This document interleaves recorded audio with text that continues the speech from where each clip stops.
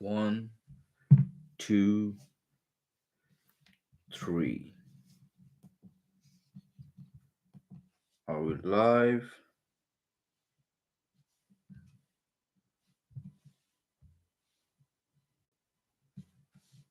One, two, two, one, two, three. Sound test, all good.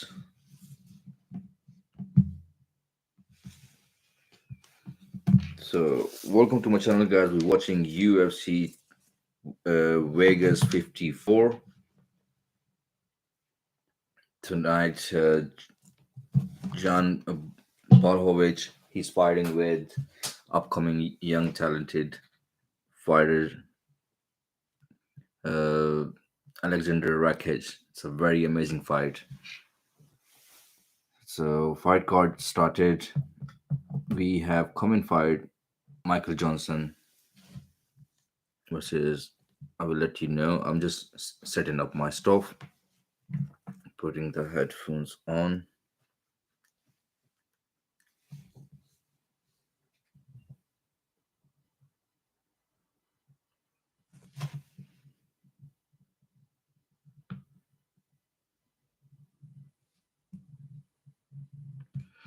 So Alexander Rakic, he is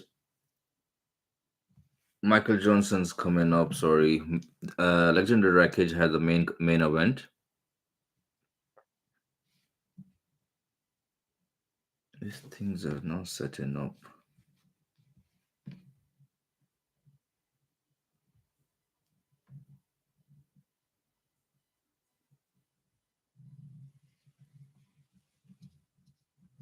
And shut down the computer.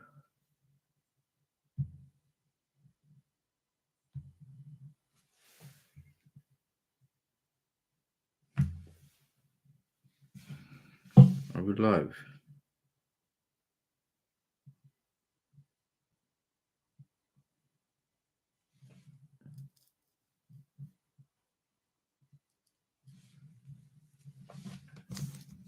So Michael Johnson is back. He's fighting with a young upcoming talented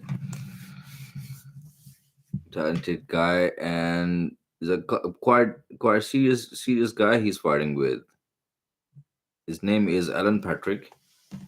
Record of 15 win, three losses, and this is a very good fight for Michael Johnson. Michael Johnson is in UFC for a long time, as you guys know.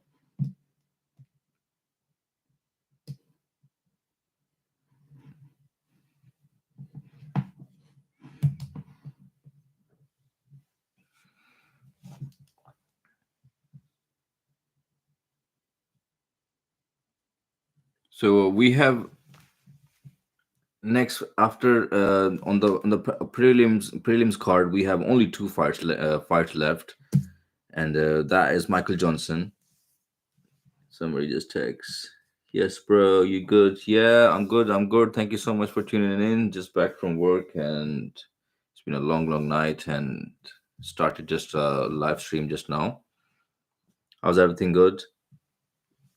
So I was saying we have on a preliminary card, we only two fights left right now, and that is lightweight fight between Michael Johnson and Alan Patrick. Then we have a next flyweight fight between Viviane Araujo and Andrea Lee.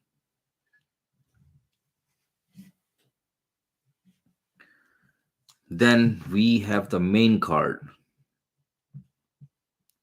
Is this fight card is not with the crowded, and it's not a pay-per-view event as the last UFC 274 was. This is UFC Vegas 54.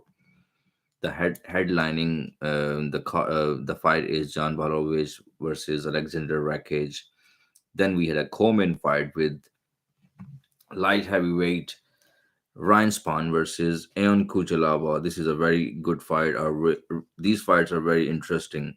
Davy Grant fighting with Lois Samolka.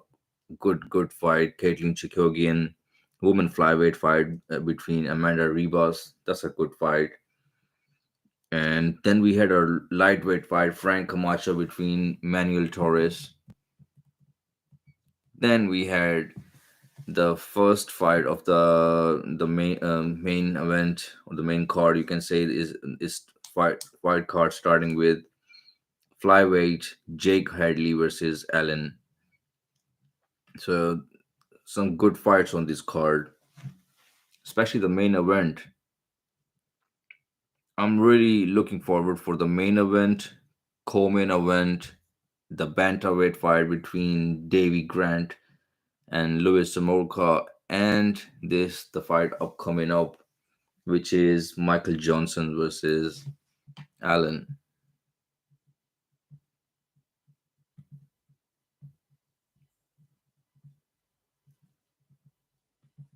That will be a very good fight. I hope. I'm rooting for Michael Johnson.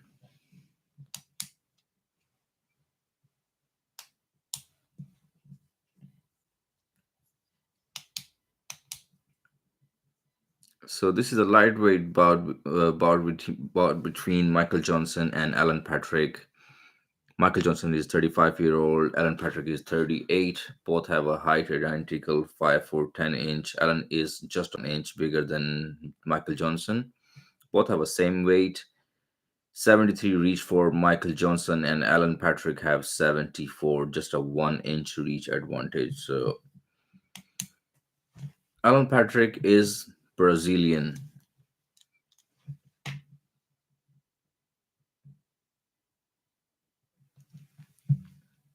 Uh, I forgot the movie in which he was, the which movie was the Van Damme movie? Yeah, Van Damme movie. And then he's a fighter or something, and he had the co-actress with him with the blonde hairs and a blonde goatee. Alan Patrick had the same style. There we go. Michael Johnson had a record of 20 wins, 17 losses. A lot of losses on his record, but Michael Johnson is a very explosive. He's, in my opinion, he's the fastest. Uh, I need to close the window. Just 1 second. I'll be back.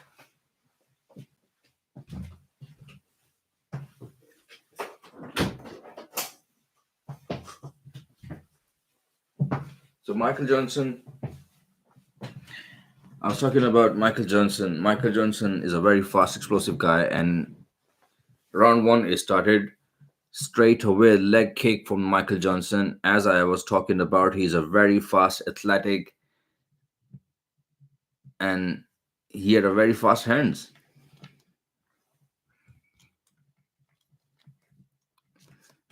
Alan Patrick,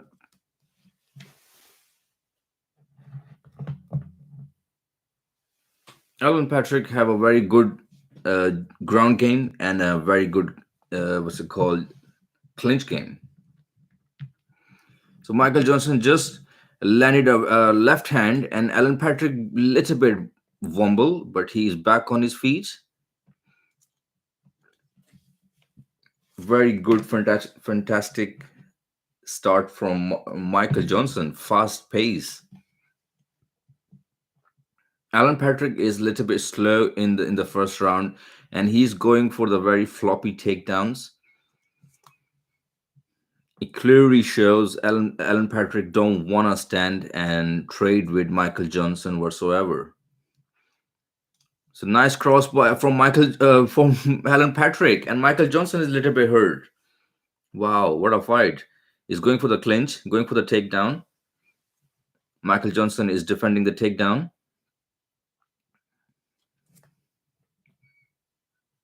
I don't understand when somebody have a shaky leg or get hurt, why are they going for a takedown?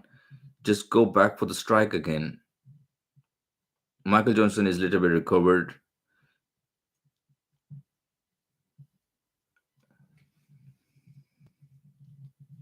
3 minutes left in the first round.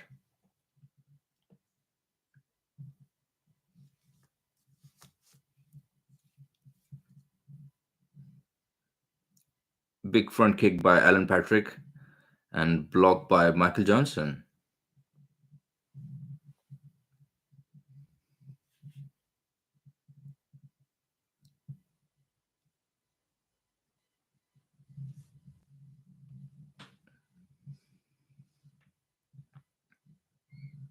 Michael Johnson trying for inside leg kick, trying to just touching the inside leg kick of Alan Patrick, because as I know, the way Michael Johnson is trying to set it up, he will throw the inside kick and then he will throw the right and left hook behind it quickly, fast pace. Ooh, spinning head kick missed by Alan Patrick. Front kick by Alan Patrick to the body. Straight cross landed by John Michael Johnson. Anytime Michael Johnson's landing his in a southpaw stance, the left hand, Alan Patrick is going backward. He don't want the strike back again.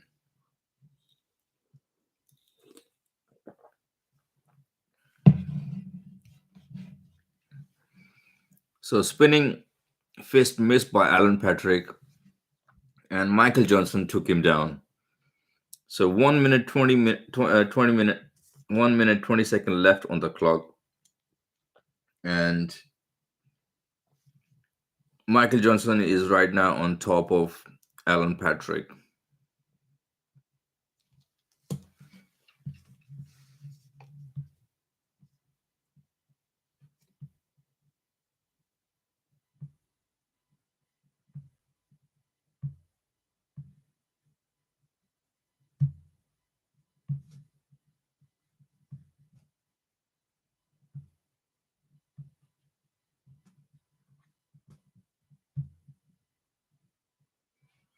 Ta-da-ta-da.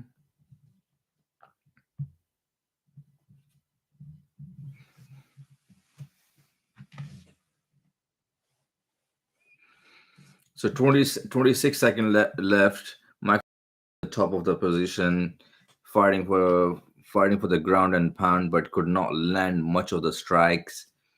And Alan Patrick is doing a very good job on the ground, defending and keeping his position, keeping himself moving, not staying in the one guard or stuff like that.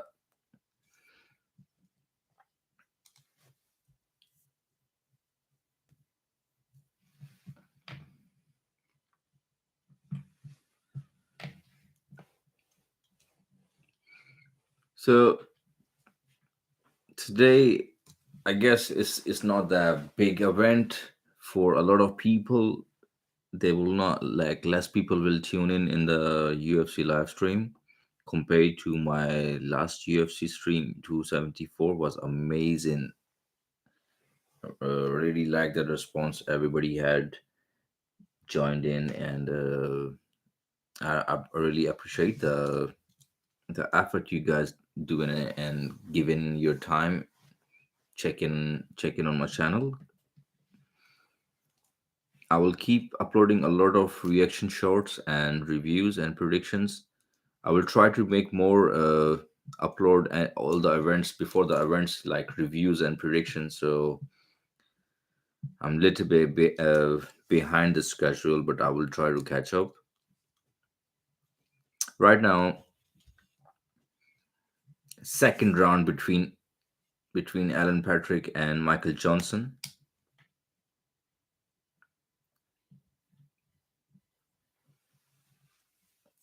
Wild swing from Alan Patrick in the start of the round two. Right away, heavy leg kick by Alan Patrick.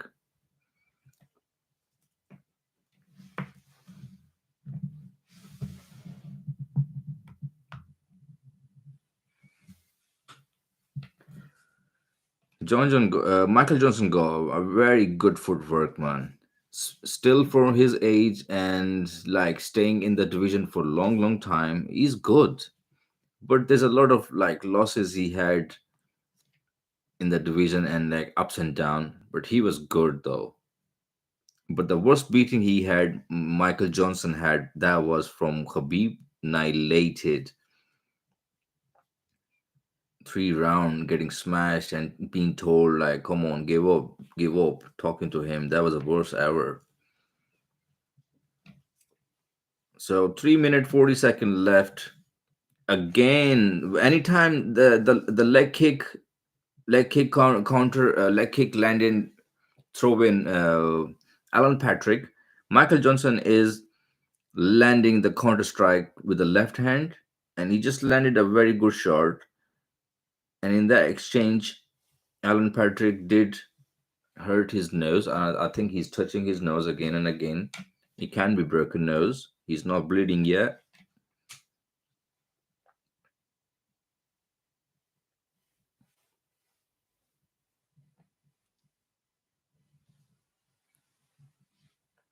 Michael Johnson, coach screaming, "Don't be flat foot in front of him. Keep the footwork going. Keep the head movement going." Spinning kick by Alan Patrick to the body of Michael Johnson. Good shot. 2 minute 58 second left. I want Michael Johnson to.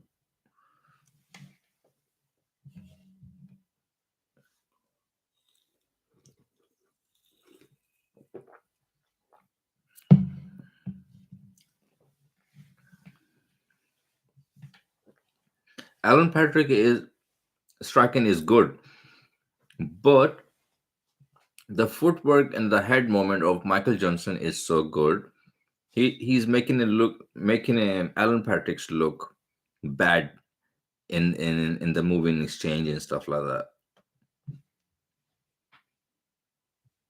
Ooh, another left hand landed by Michael Johnson. That was a hard straight shot. I'm surprised Alan Patrick did not drop by the shot.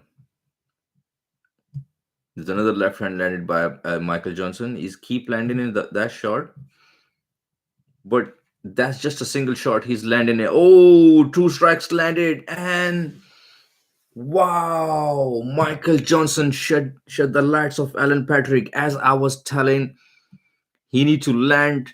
I was going to say that he need to land two shots together. Wow, good shot by Michael Johnson. He was landing again and again the left shot, single and single and single.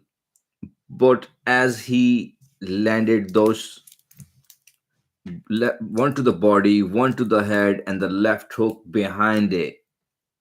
Right hook to the body, right to the head, left hook behind it.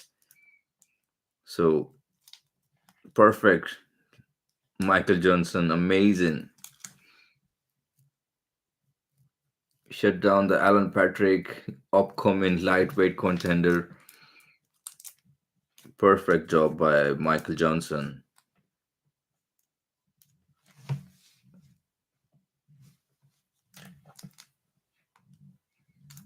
So Alan Patrick is still on the ground. He looks pretty much badly hurt because those three shots was bad, bad. You can imagine. Michael Johnson is fast. I was going to drop the words like Michael Johnson is landing over and over left hand when he's countering the kick behind it, but he should land the way he always finished the fight in every fight with his two or three combination strikes. As I was thinking in my head, and I was going to say that he finished the fight straight away. Amazing job by Michael Johnson. He deserved that.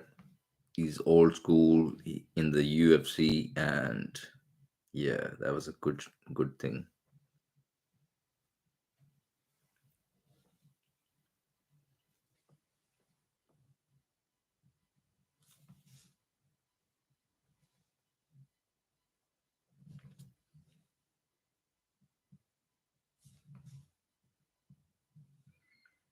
So now we're gonna head to the main event. After this, we have all the main event, all the fights card coming up today. I guess internet is a bit lagging.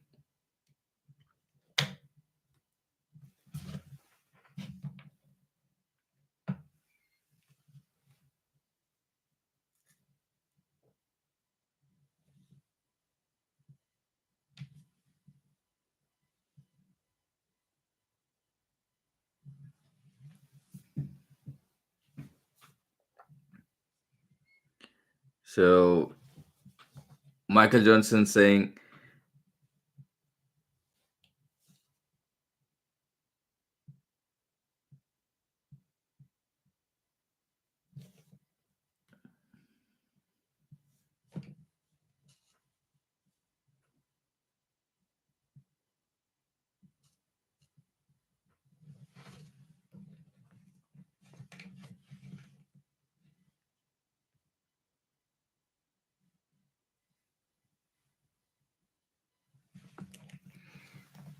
so Michael Johnson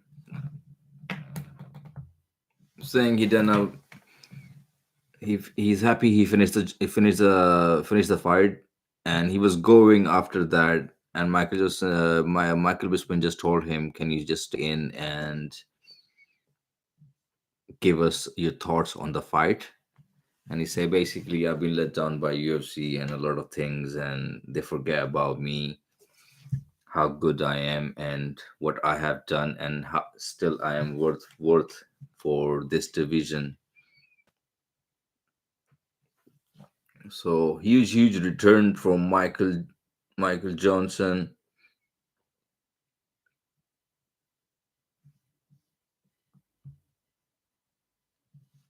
If Michael Johnson get his ground game on point, man, this guy have hands, fast hands, and the best footwork ever. If you guys remember his fight, that was one of the best fight ever.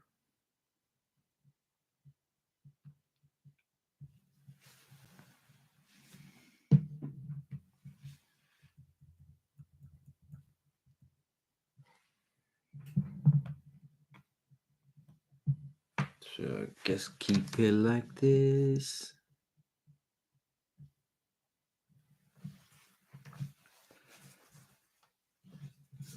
So now we're gonna go to the UFC Vegas 54 main card. We have a couple of fights on the main card. So make sure you guys stay tuned. Subscribe, like, share, comment. If anybody watching this stream after the live, watching Adil Malik MMA. My name is Adil Malik, and I do all the UFC live streams and a lot of MMA contents on the shorts and review and predictions. So yeah, if you guys subscribe, like, comment, it do help my channel to grow and to get more viewers and get into the more, like, more people can have access to my channel. If you guys share, comment, like, subscribe, all these things, that's why we are here, for all of your response. If you like it or not like it, just leave your response to the video, so that will help to get more improvement in the live stream. So yeah, we had a very good fight tonight. John Blachowicz versus Alexander Rakic, light heavyweight champion. John Blachowicz was light heavyweight champion. Nobody knows this guy will be a champion, because when he came in a UFC, he was losing, and there was a time when UFC wanna cut him from the car from the oh my god, yeah, cut from the UFC. So, but what happened? Suddenly he started winning and winning, and then he become UFC light heavyweight champion, because this guy have some power, especially his body kick, body kick is lethal, very heavy body kick he throws always, and his hands have a very powerful hand. So that's what I'm gonna say is a very explosive fighter.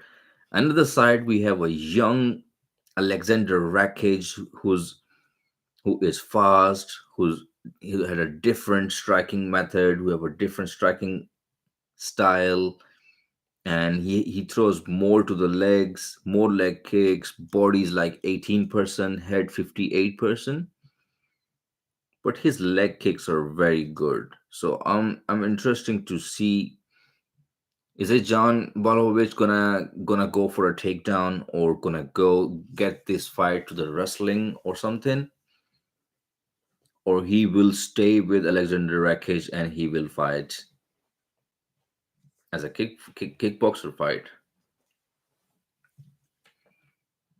But his left hand is lethal, as we witness all the last of the John Blachowicz fight. He did, whoever he hit people, they get hurt.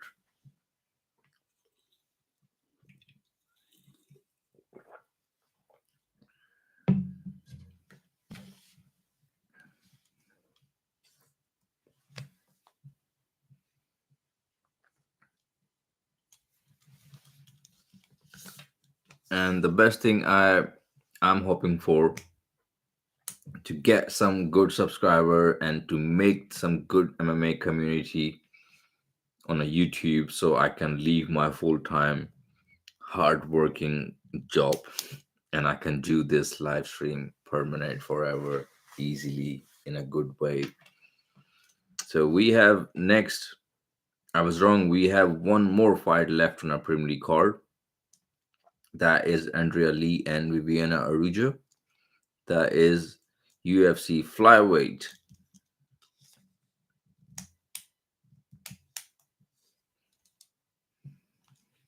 So stay tuned.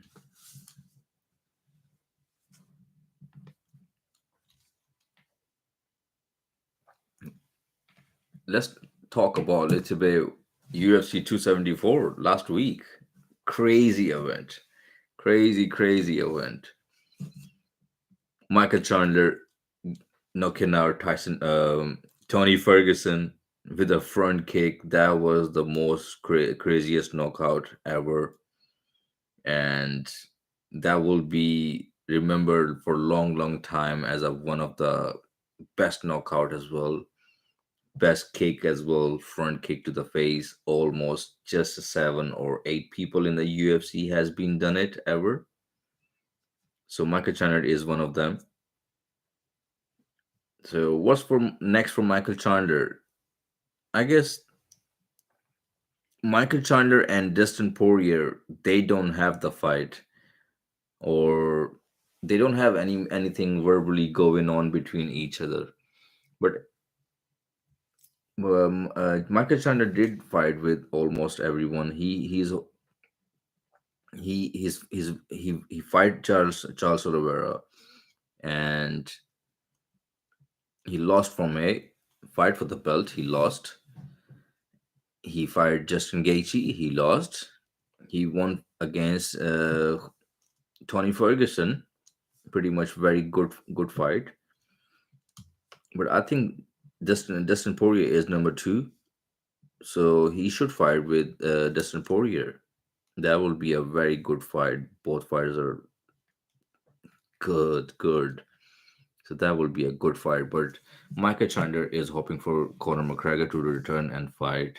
A lot of fighters in the lightweight, they expecting Conor McGregor to return in June or July, and they want him to fight. The main the most purity is for them Conor McGregor, the money fight.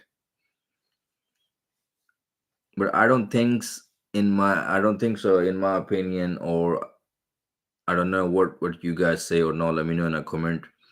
After losing 3 or 4 fights, Conor McGregor should not fight for the belt.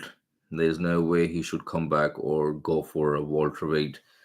Even if he went for welterweight Kamar Usman, which is the more likely chances are Conor McGregor will come back and he will fight for 170 pound, because I don't think so he's gonna cut weight again.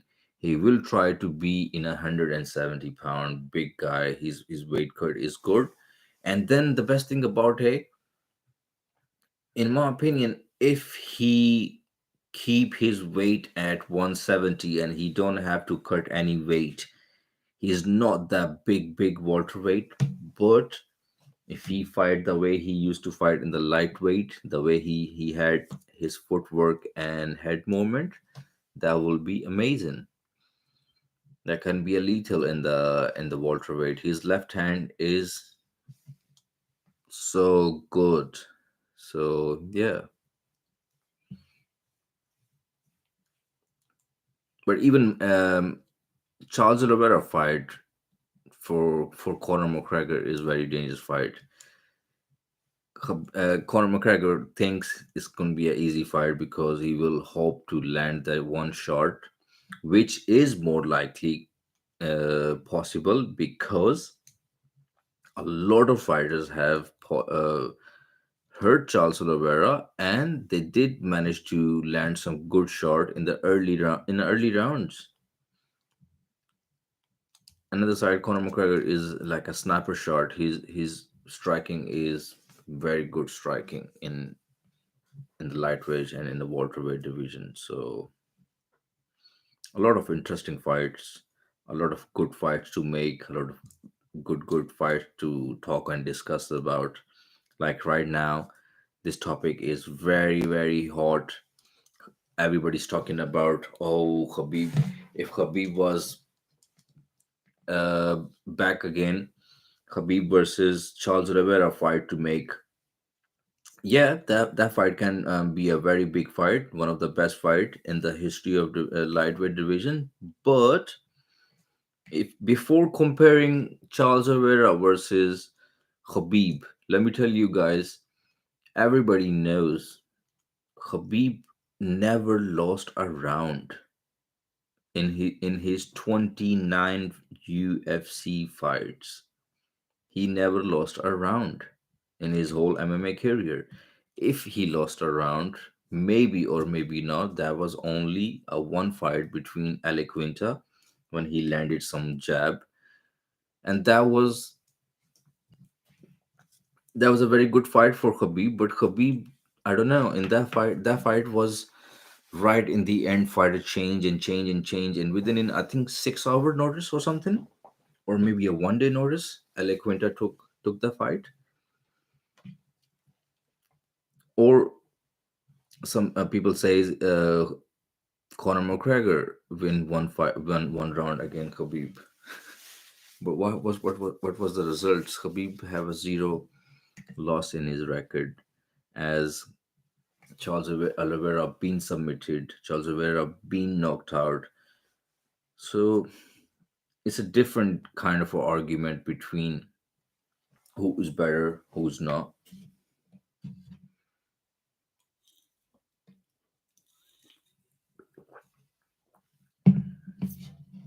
I'm drinking a Monster Energy, so I stay awake. So Andrea Lee is making her way, getting announced. 13 win, 5 losses. Andrea Lee, 5 foot 6 inch, 125 pound. I remember Andrea Lee is a girl when I seen her first time in the weigh in. She came with a black cowboy hat.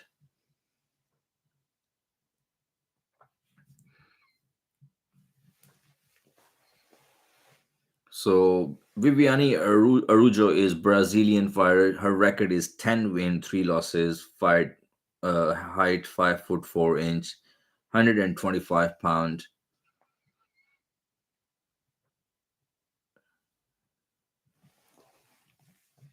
I have no idea this fight gonna go KO or a submission.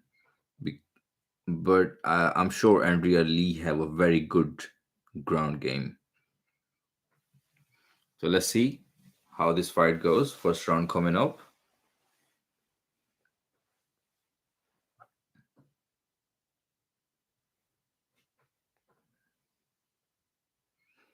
So Andrea Lee in the blue, Viviani Arujo in the black. Straight left by Viviani Arujo landed.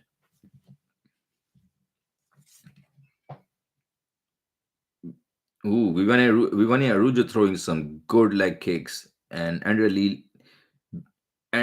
Oh, Andrea Lee just dropped Viviani Arujo with a straight hand and the left kick behind it. But Viviani Arujo, she is looking still good, recovered. Wow, what a shot! That shot and that strike reminded me of Holly Holm and Ronda Rousey. She get hurt, and while she was getting up, she get head kick on her face. But I'm shocked how Viviane Arujo survived. She went back to the feet. She stayed on the ground. She defended everything, and she went for the takedown. She picked it up, Andrea Lee, and slammed her on the ground. Wow. Andrea Lee face is little bit busted up.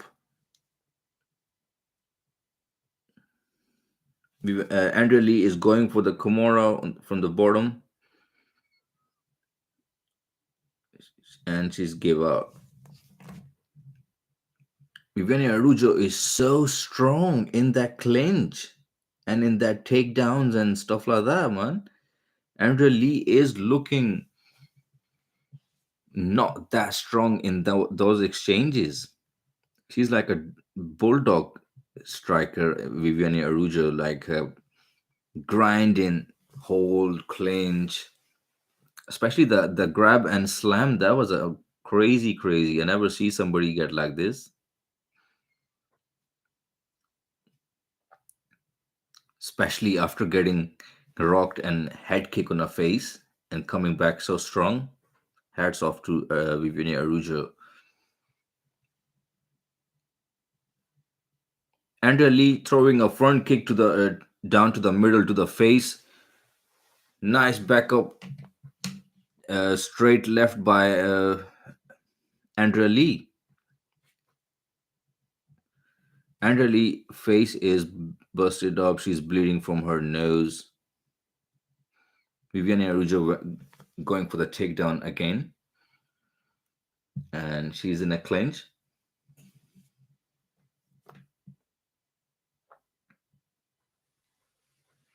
I'm not sure Andrea Lee's nose is broken or not because it is her mouth open and she's bleeding from her nose.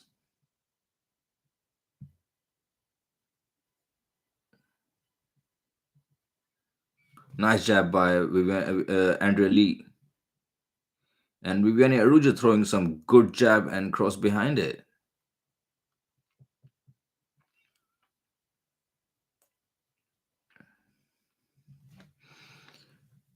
Both fighters are looking for a knockout. They just hitting each other pretty much hard, and it's a matter of a time. 1 minute 30 seconds left in the first round. One of the fighter will go down. But Viviane Arujo is mixing her takedown. A lot of takedowns are behind it, and another side, Andrea Lee is just going for the strikes. She is not threading Viviane Arujo as a takedown. Viviane Arujo is going for a submission from the top position. She go her neck around her arms around Andrea Lee's neck.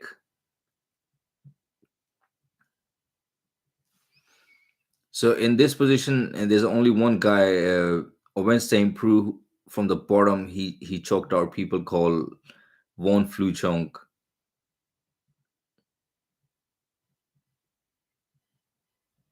29 seconds left in the round one.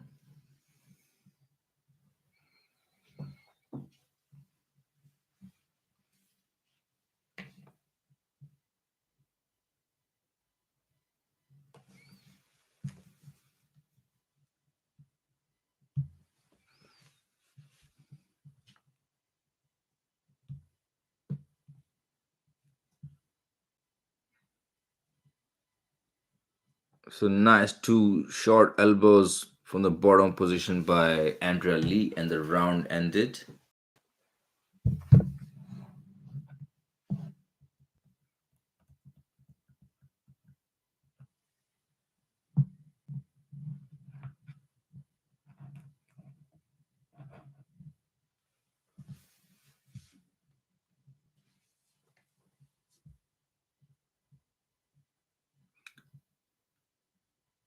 So Andrea Lee is complaining about something to her coach, like she was cheating, grabbing some glove or something in that exchange.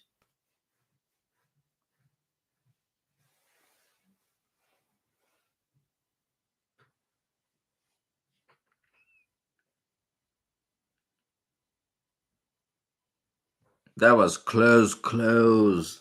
In a first round, get dropped and standing up and a head kick on her face and recovered and finished the round so strong. Let's see in a second round. Let's what these two fighters can change a game plan. Very close first 5 minutes. Nice lead elbow by Viviane Arujo. Oh, big body shot, big left hook to the body by Viviane Arujo. She's digging in them these body shots. Another side, Viviane Arujo, Andrea Lee is just going backward and she's going for takedowns or for the left hand or right hand. Now Andrea Lee is going for the takedown and defended by Viviane Arujo, and she took the back of Andrea Lee. That was fast. Good takedown defense by Viviane Arujo.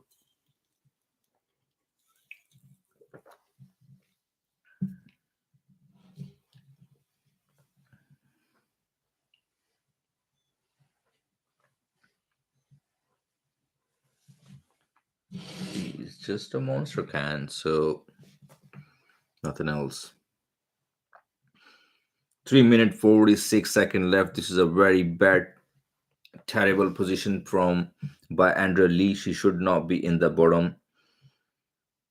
There's a triangle going on by Viviane Arujo.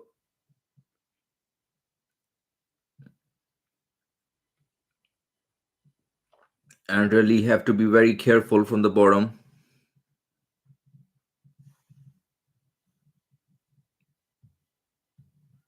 3 minute 20 second left. She's squeezing her head, but she is out.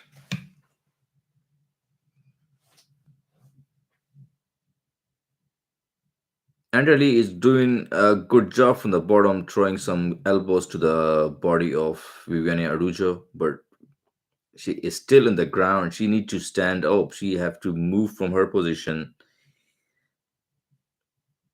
because in all these strikes, in these exchanges on the ground, Viviane Arujo looking more stronger and more faster, and like a fighter who's controlling all those positions. So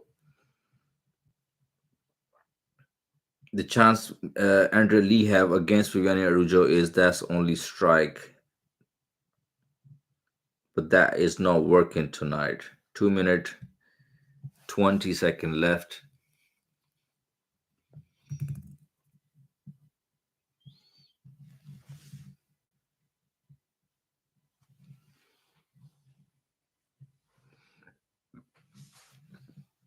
So referee is looking at proper closely, because in 1 minute 59 second left and Andrea Lee is just covering her face. There's not that much of the ground and pound going on right now, but Viviane Arujo is in the back of Andrea Lee.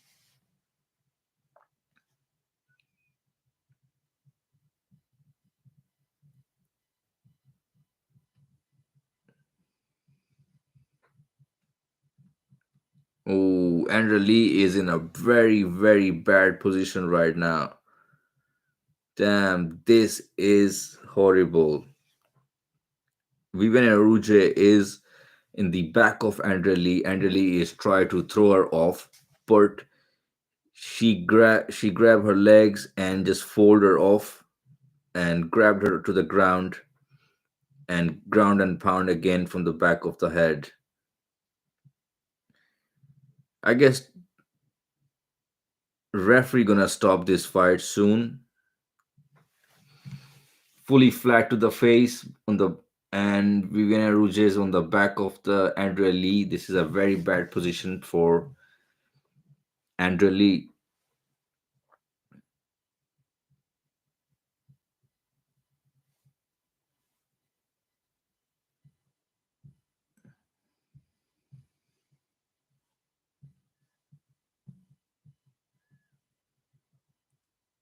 28-second left. Viviana Rouge is going for submission again. She's squeezing it so hard,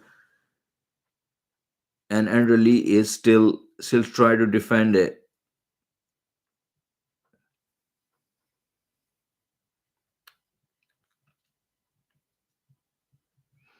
Andrea Lee is somehow make it out of this round. Wow.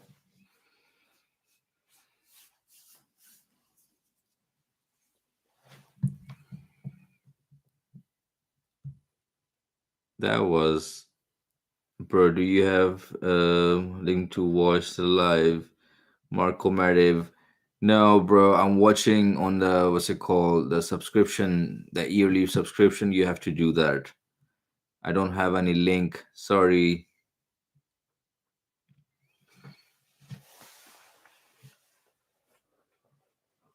But you can subscribe to my channel, and I can after the fight, I will share all the fights and all the shorts and reviews and reactions. So make sure you subscribe, like, share, comment. I do all the live stream UFC events as a fight companion. So we have a last round coming between Viviane Araujo and Andrea Lee. Whoever win this round win the fight, I guess. This is a pretty much a very close fight. Especially the first round was close. Second round goes to Viviane Araujo all the way.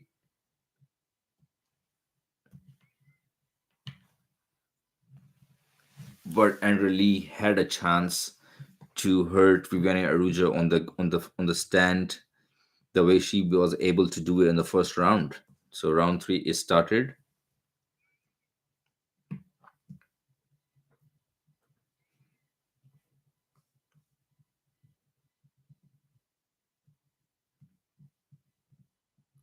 Nice leg kick by Andrew Lee and replied by Araujo.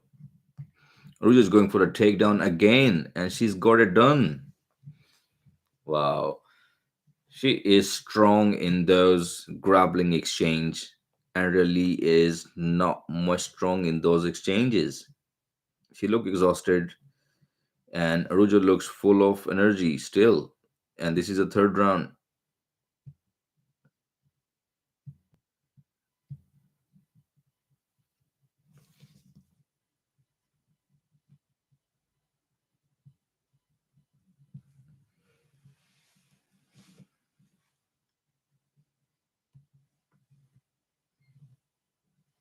So the way she got the athleticism, Viviane Araujo, she is pretty much a very dangerous contender for the flyweight division because this girl is strong. She had a cardio, and the way she wrestled, she's a very strong wrestler. So flyweight division have to be on the notice after tonight because this is so far one-sided fight right now in these ground exchanges and the grappling exchanges between Viviane Araujo And Glover Teixeira just tweeted obviously he's rooting for Viviane Araujo.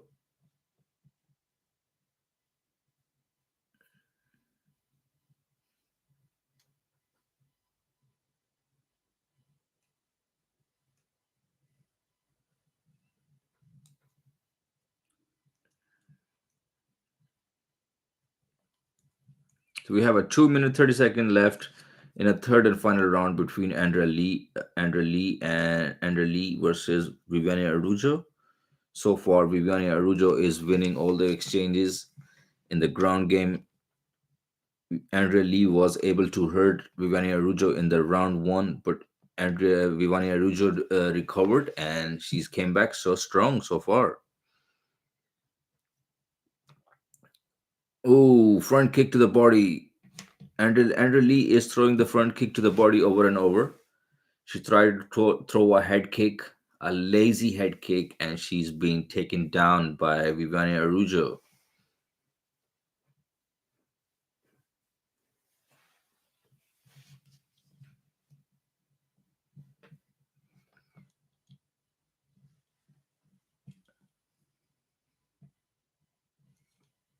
I don't know. There's a lot of fighters. They do complain about this octagon slippery.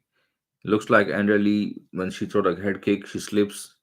Like Michael Bisping just said, it looks like a banana peel in the middle of the octagon, and she just slipped by it. The last UFC 274 event as well, a lot of fighters was complaining about the floor being a little bit slippery. The octagon kind of is.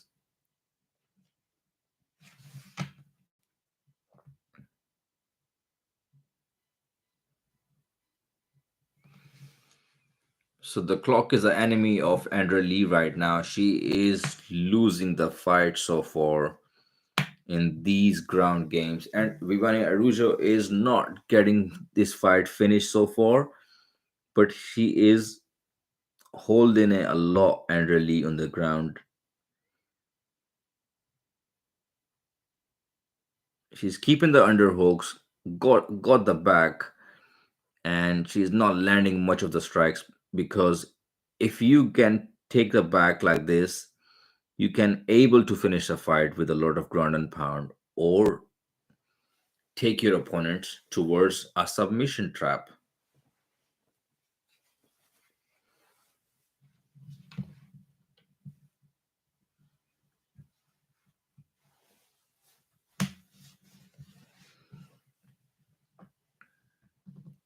It's a long night tonight, and without fans it's pretty much boring as well, and especially when not a lot of people tune in, and I don't get like a response or a message coming in or commenting. It's kind of a feel boring when I'm on a live stream, but it is what it is. It's a long night tonight. We have a lot of fight on the card left. Three, four, five, six, seven fights on. So here we go. One, two, three, four, five, six fights on the main card.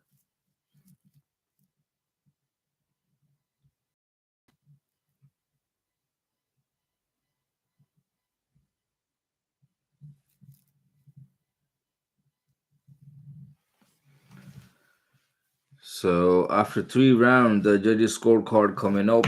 Obviously, Vivani Araujo win. That was ground strike 59 landed by Vivani Araujo. Three takedowns, and she got it done.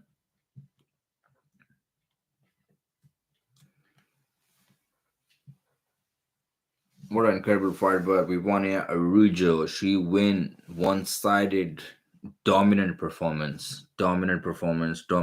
and pound, wrestling on top, grappling on top. She trains with Glover Teixeira.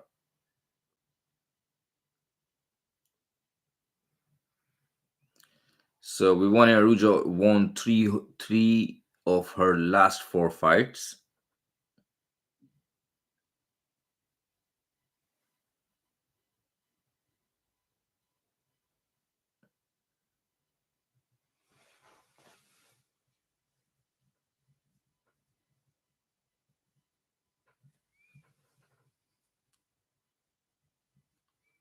So right now, Vivania Rujo's having a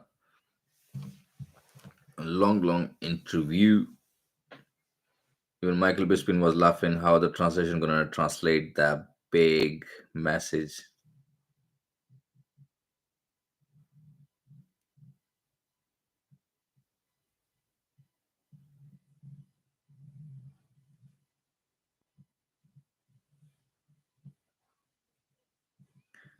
So upcoming fights coming up for the main card is Jake Hartley versus Allen, Frank Camacho versus Manuel Torres, Kathleen Chokagian versus Amanda Ribas, Davy Grant versus Luis Samoka, Ryan Spann versus Ian Conchallava, and the main event, John Blachowicz versus Alexander Rakic.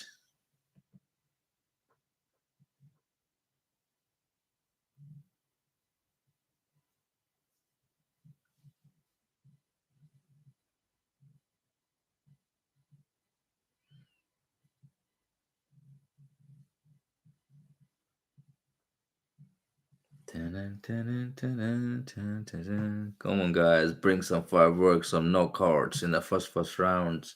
Let's make these fights a little bit shorter, stream a little bit shorter, rather than these 3 rounds of hugging and holding, or just a boring wrestling.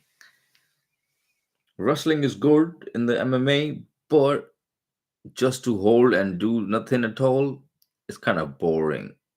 If you can take someone down and you can have a full mount, or if you can take a back, you can submit someone easily or finish the fight. And this is my opinion on the ground game exchange. Because if you go for a ground game, this is how it's supposed to be. Otherwise, there's no way you just want to hold and just waste your time, or just to win only on a judge's decisions. Man, this fight gonna be explosive. I'm telling you. As you guys seen the face off, the way these two fighters face off, this fight gonna be a crazy pace fight, and I can't wait. Croatian fighter versus Polish, that gonna be a good fight. Especially Alexander Rakic, he have a very fast leg kick,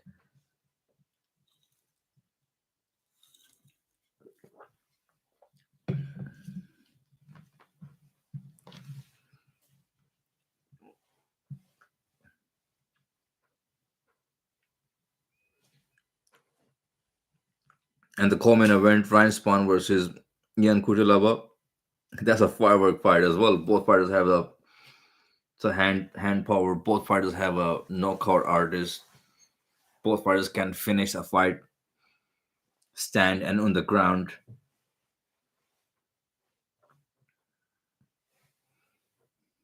Let's see how this fight goes down. So main card is getting started now.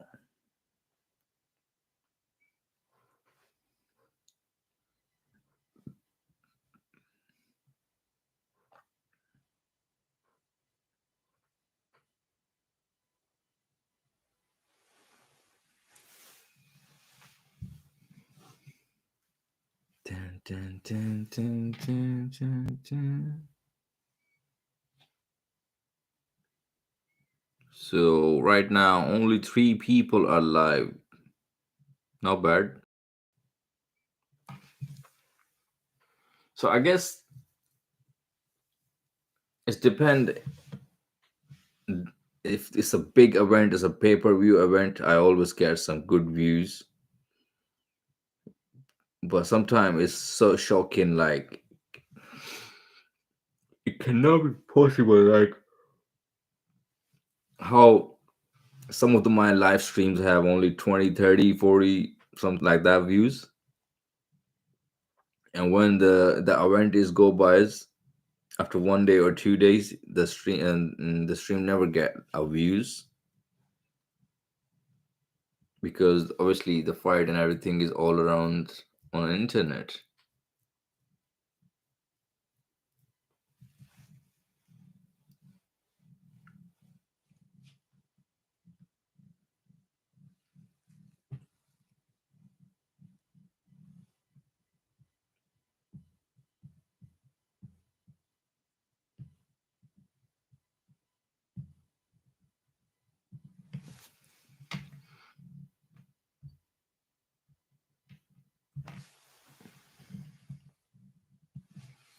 So we have next 22 May, Holly Holmes making her return in the octagon. Kathleen Vieira, she's fighting. We have Waterweight, Santiago Ponzinibbio, Michael Pereira. This fight is a very good fight.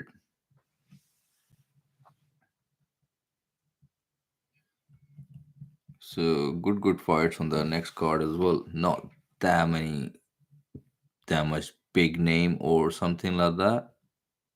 But yeah. And the card is pretty much starting very early, and I will be at work on that time. But I will be able to catch up with the main event. Yes.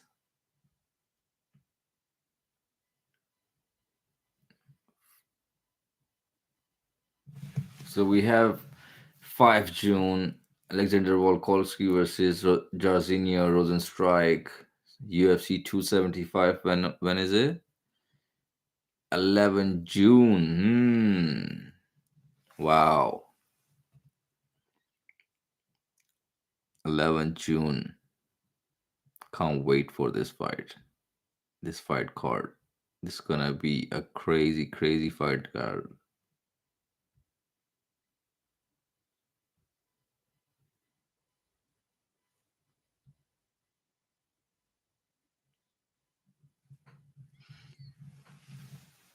Especially the face off between these two was so calm and was so intensive as well because they just went so close, head to head, nose to nose, like this, staring at each other like that.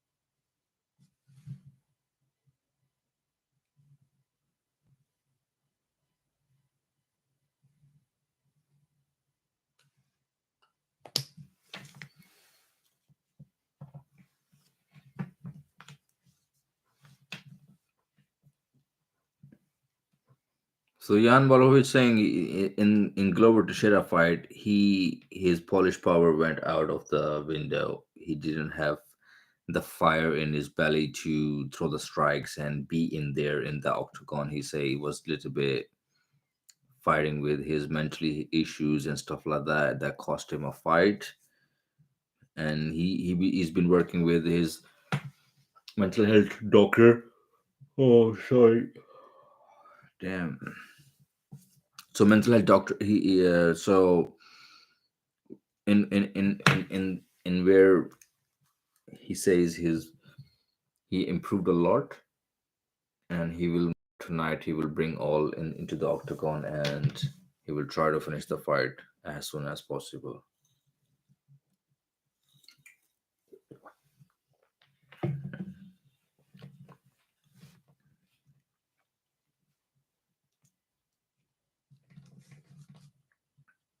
I have early morning.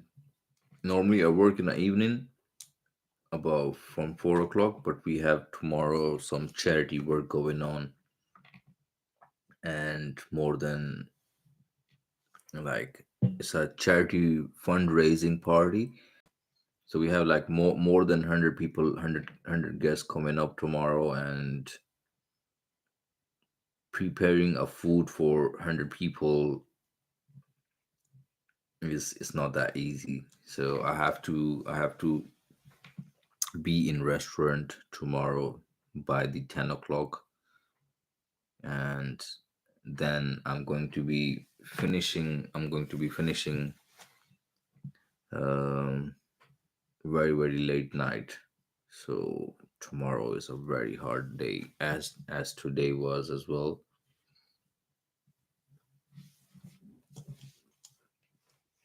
So this is my life routine, a part of the UFC live stream. If you guys want to know, I work full time in restaurant. It's a very hard job, and I love to do hard work. But yeah, it's getting it's getting catch up with me. This, especially the late night, not sleeping and doing live streams.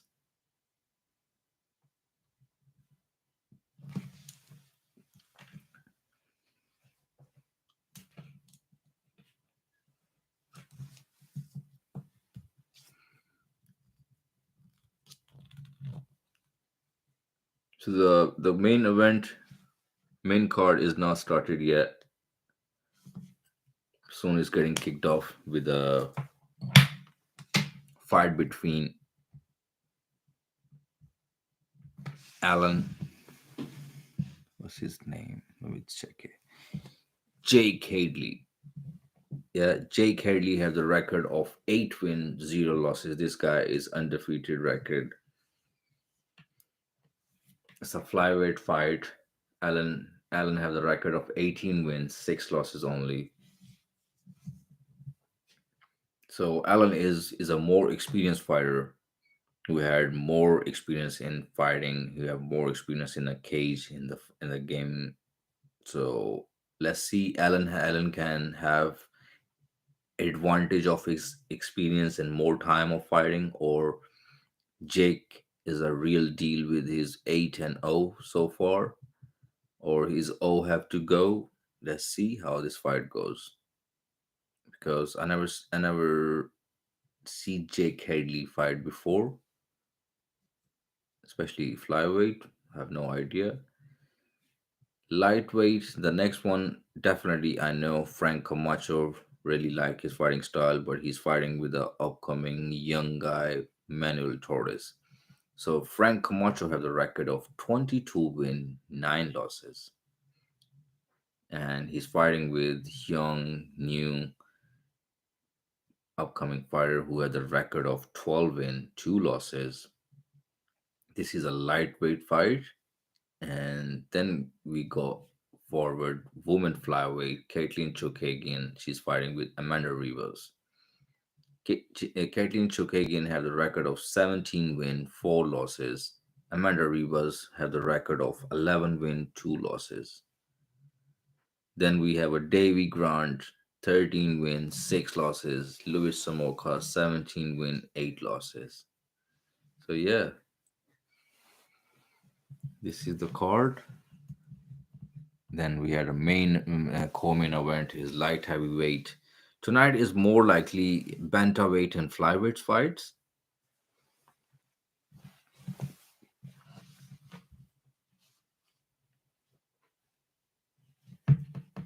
But then we have only two fights light heavyweight, and that is Ryan Spann, Ian Conchallava. Co-main event, main event, Jan Blachowicz versus Aleksandar Rakic. So this is it.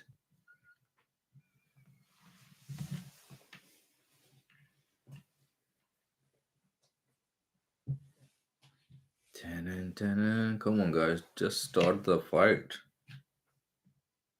Not even that many people tune in. I'm not even. I'm thinking to close the stream and let's go to bed.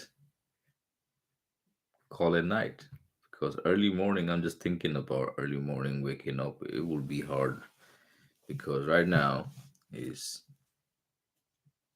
20 past 2 in the morning. At least I need a 6 hour sleep, and Let's see how we get it done. Hope so. These fights get early finishes.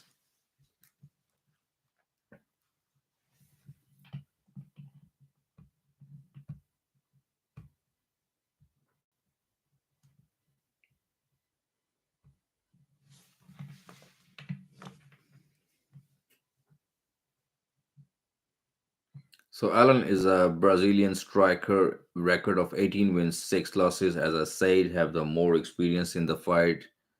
He had more fights. Wow, lightweight champion as well on his corner. Charles Oliveira.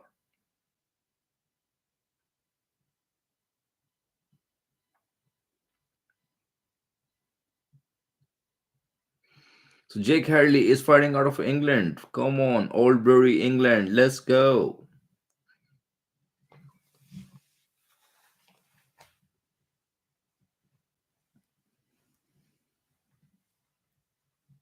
And after work, I feel tired, especially the nighttime. Sitting on a in front of a laptop doing live stream is horrible and tiring. I need to be a full time YouTuber, guys. If you subscribe, then I can be. So round one is coming up.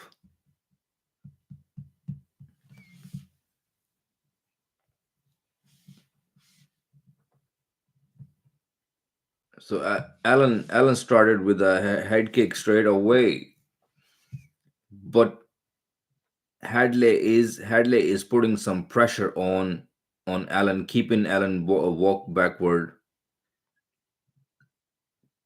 But Allen is mixing up with his leg kicks, body kicks to the front kick to the body.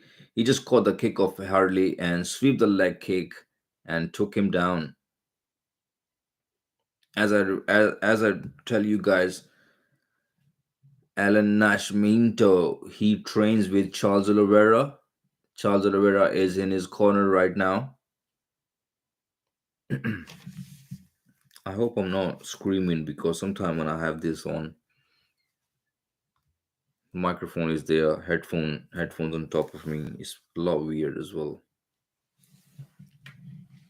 Ooh, Hadley is defending the the the knee bar. Allen is doing a very good job from the ground, going attacking a lot of submissions.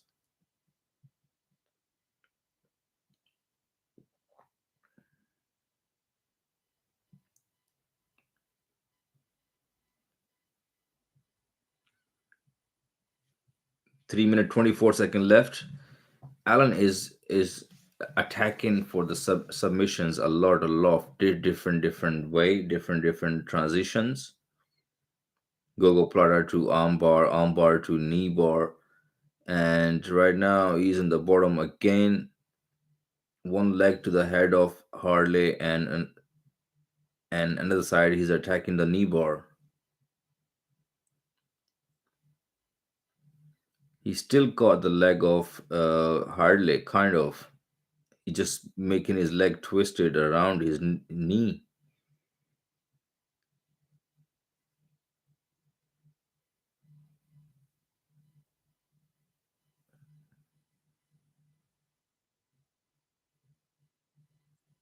And Harley is out of the knee bar.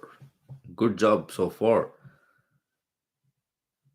You can get hyperextended knee from here in that kind of si- situation, but so far, good job by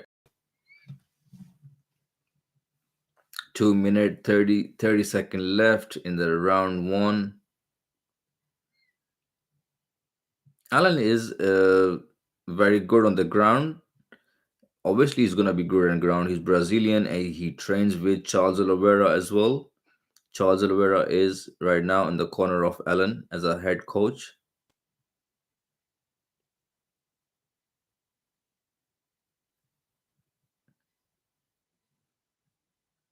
As I said to you guys, obviously the experience do count in the fighting, and Allen have a lot of fighting experience. Another side, Hadley have only 8 fights and 0 losses in his career.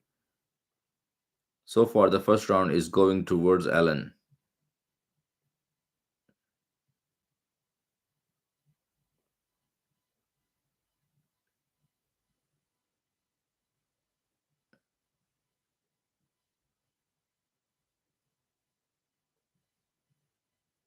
1 minute 20 seconds left in the first round between Hadley and Allen. So far, Allen is winning the first round. This is a flyweight fight.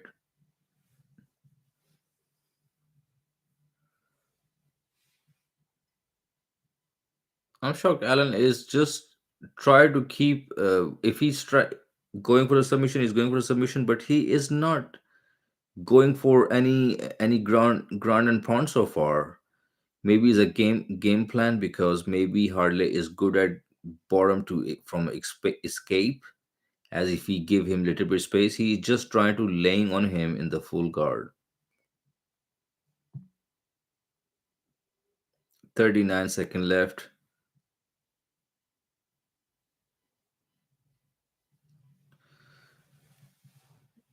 Now the Allen is 20 seconds left. Nascimento done a very good job. Alan Nascimento done a good job so far.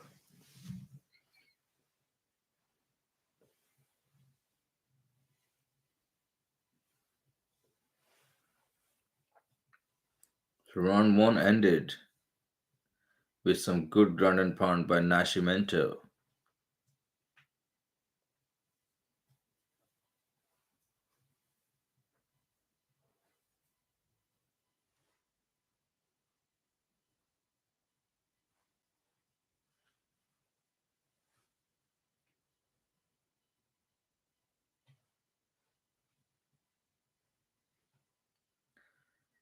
It's funny how Charles Oliveira had the whole team blonde hair. Even this Alan Nascimento have his hair dyed blonde. Four people in his corner have the blonde hairs.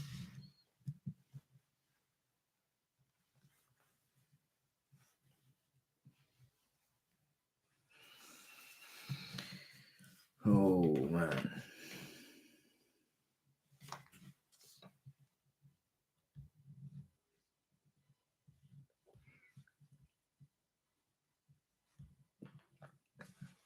Straight away pushing leg kick by Nascimento. Nascimento putting some pressure on Harley. Charles Oliveira told him just go forward and put pressure on him. But another side, Harley being told as well he have to go forward. He have to put pressure on him. He have to keep Alan Nascimento back of his foot. Another takedown by Alan Nascimento straight away. As Harley was putting some pressure on him, Nascimento took him down.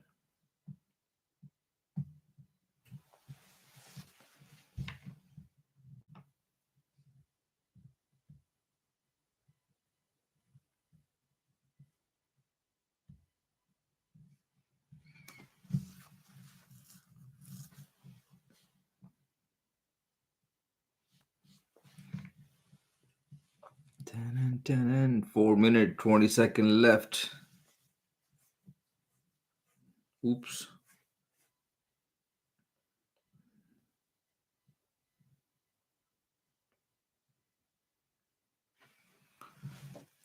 Alan doing a very good job on the ground.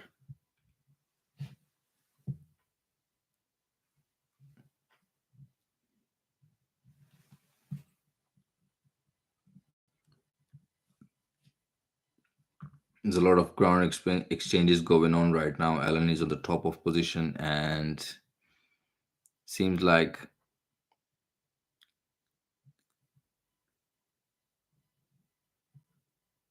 he's doing a better job on the ground.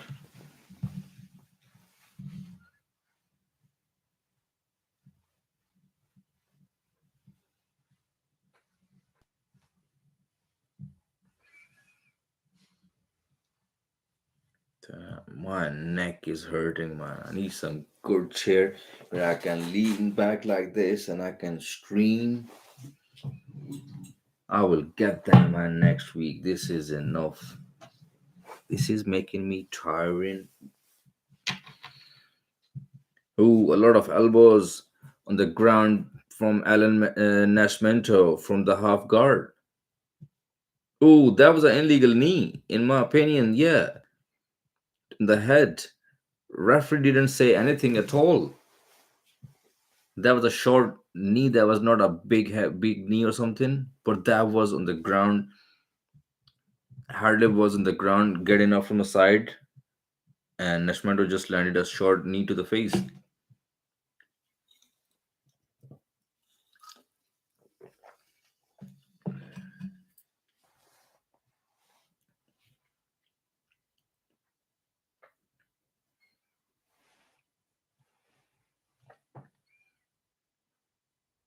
Allen's not giving Harley a little space. He just staying there. He just staying there. Nascimento is a high level jiu-jitsu guy. As I says, he trained with Charles Oliveira. Strong guy for the division. I want to see this guy fighting some top guys so then we can see how he is stacked up with top 10 guys,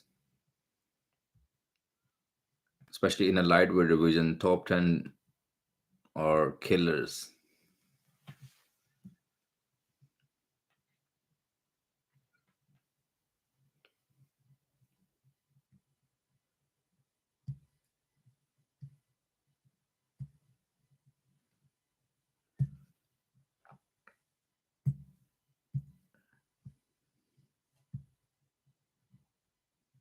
So Harley is back up again. This fight is getting boring, man. Like, Alan Nesmander is not going for a submission or going to finish the fight. He just wanna. There's a lot of grappling exchange going on. Harley is still in the fight. He is still fighting good. He's still surviving all the pressure from Nashmanto so far.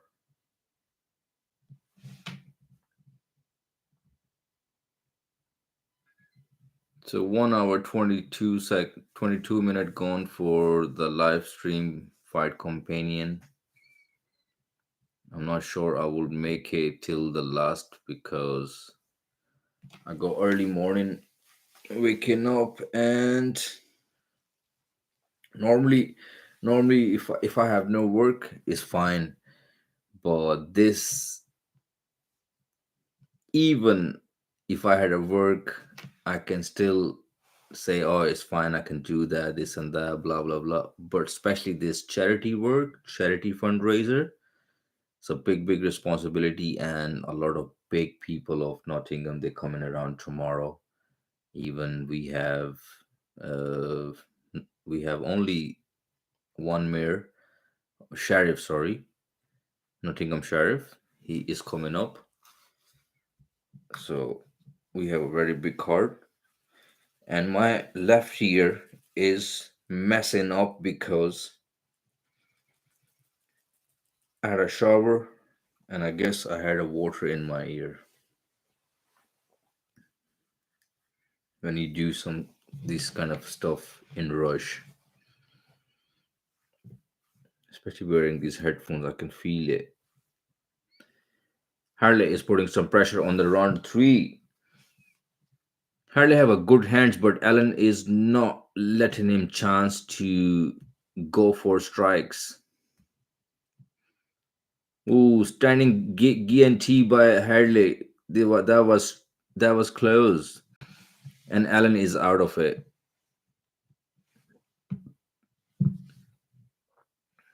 So Allen is in the bottom, and Harley is in the half guard.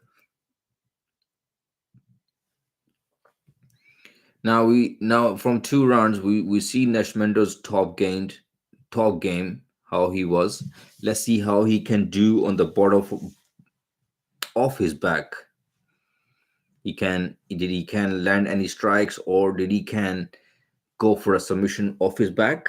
Let's see. So far he's covering up good.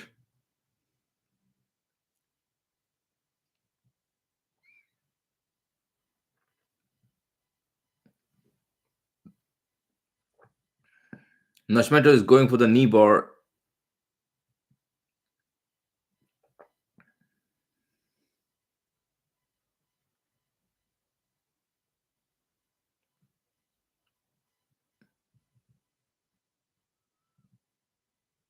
Harley is going for a submission. He's got his hand wrapped up around the Nashmento's neck. It's not a rear naked choke. It's from it's quite weird because Nashmento's shoulder arm is stuck in the same trap, and to submit from this position is quite hard. You need a lot of force into it.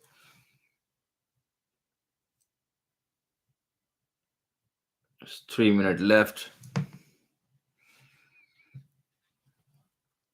and Alan Nashmento reversed it, and now he's on top position. Harley is on the ground.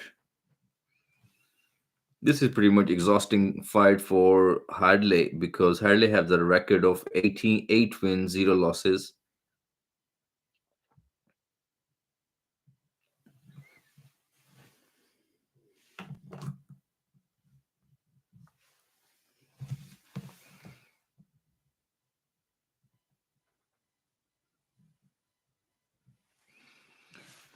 So right now the Alan Nashmento have the dart choke lock in. He's not working on it or not going for the submission. He is just in that lock in that position, and he's just holding Harley. 2 minutes left, and now Nashmento let it go, and Harley is back on his back. 1 minute 52 seconds left, round 3.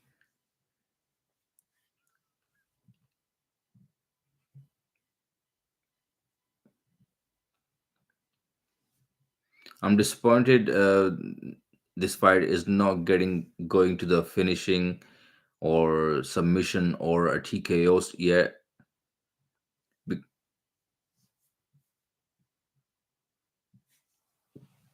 1 minute 23 seconds left. So now Harley is back to the feet. Nashmento putting some pressure, jumping front kick to the body by Nashmento. And now he's going back to the takedown again. And Harley is threading the takedown with a guillotine. And Alan Nashmento defending a very good guillotine. Now he's on the back of on the ground with the full guard on.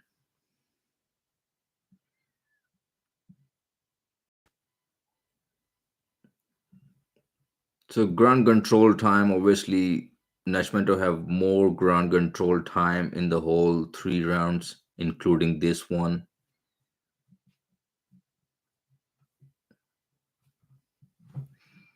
So this fight was 15-minute fight. Yeah. 5 minutes, 3 rounds. So out of 15, 9 minutes ground control goes to Alan Nashmento. There's nothing left behind to explain.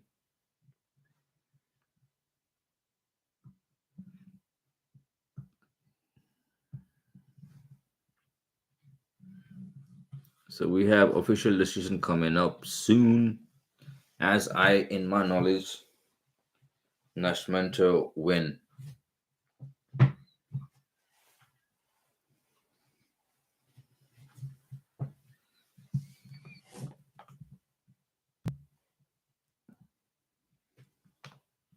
So only 2 people tune in today.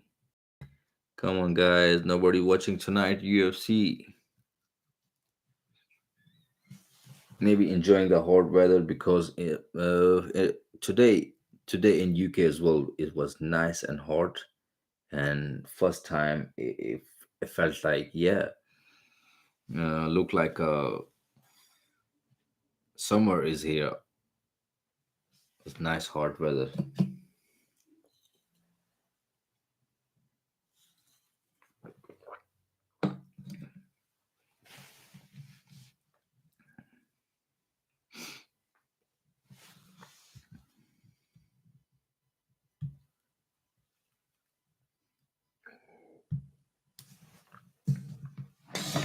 Ooh,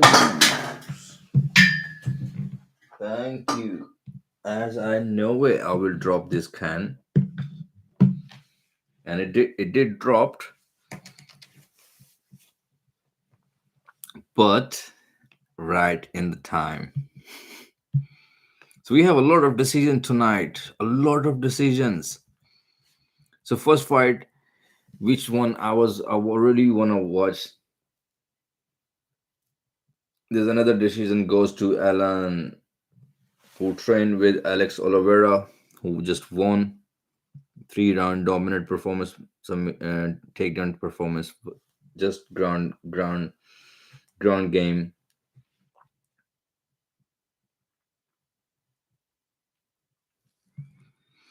So the fight I really want to watch, that was a starting fight. Middleweight Nick Maximov. I was expecting Nick Maximov to win, and he fight a very strong contender, Andrei Petrosky. And guess what? Round one submission win, Andrei Petrosky, and Nick Maximov, who trained with Nate Diaz. He lost the first round submission within 1 minute 16 seconds.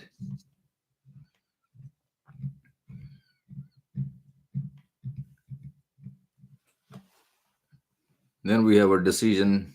Then again decision. Then Michael Johnson only KO. That's a 50.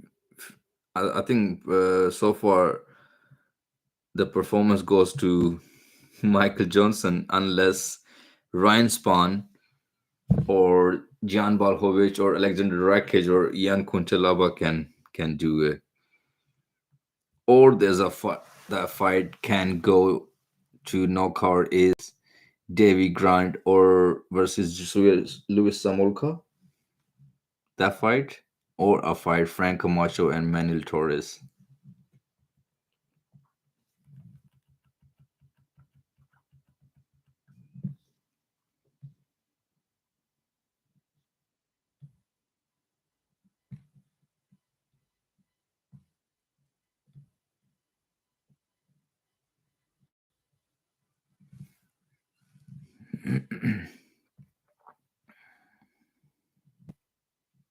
So coming up, UFC Fight Pass live fight every weekend, 7 day free trial in May. UFC Fight Pass 7 day free trial.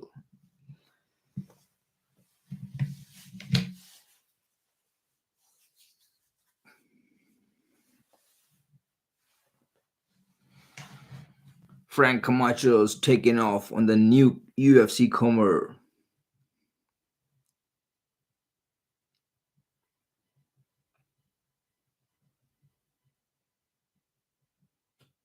It's been a while seeing Frank Camacho's back on. I guess a year. So Frank Camacho is American, and he's fighting a very good, talented fighter, fighting out of Brazil. No, sorry, Brazil. Manuel Torres is Mexican. He's a Mexican. Mojito. Mexicano.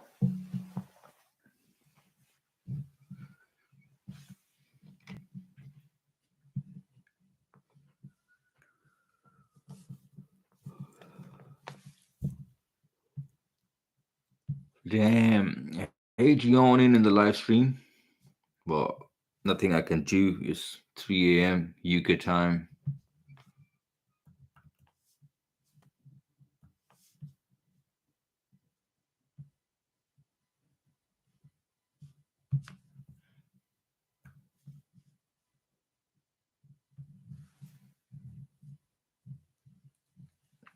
Right now, it's a commercial going on between the fight cards.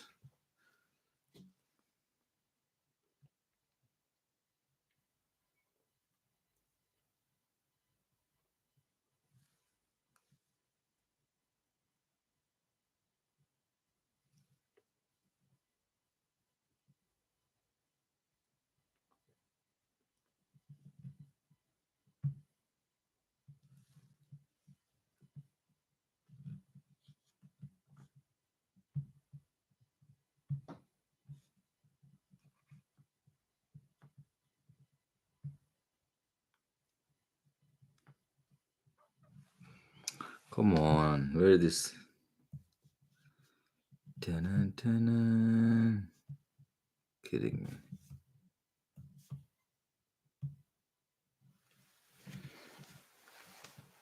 Camacho inside the distance plus 240.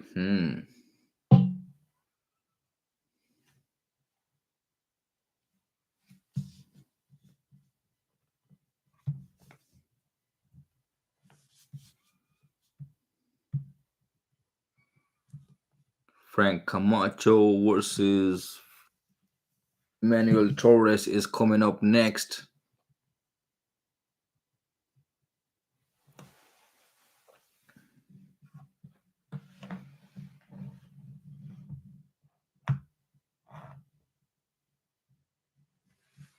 Hmm. So Manuel Ferreira saying basically he is going to finish the fight early on, and basically the fans all around the world, come on, these things are falling off today. Looks like sleeping.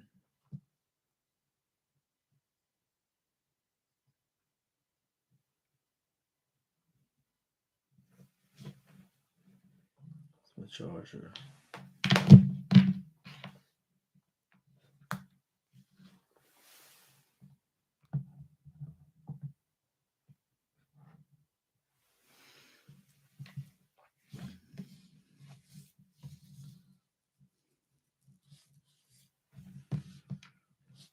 Dun, dun, dun, dun, dun, dun. Come on, guys, let's start the fight. There's a lot of commercials going on tonight because they are little bit UFC is ahead of time.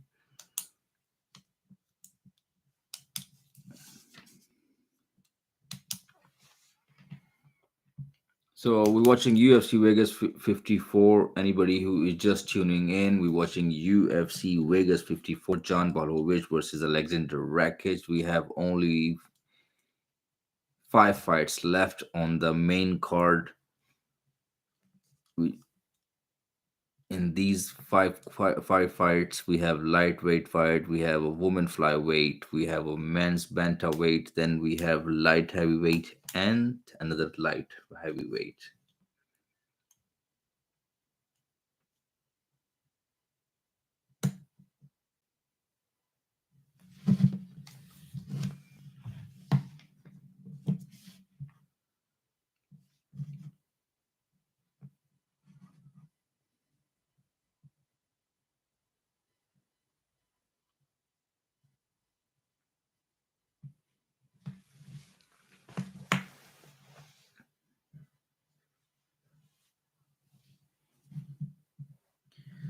Ta-da-da-da-na-na-na-na.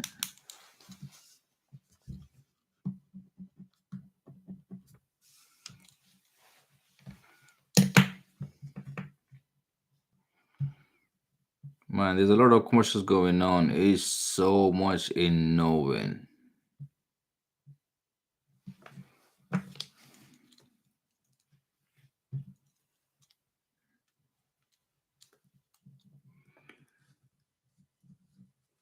Oh, a lot of fighters from Mexico. They always have a very good boxing, very good hands, and especially the Frank Camacho. He's fighting with a very young guy.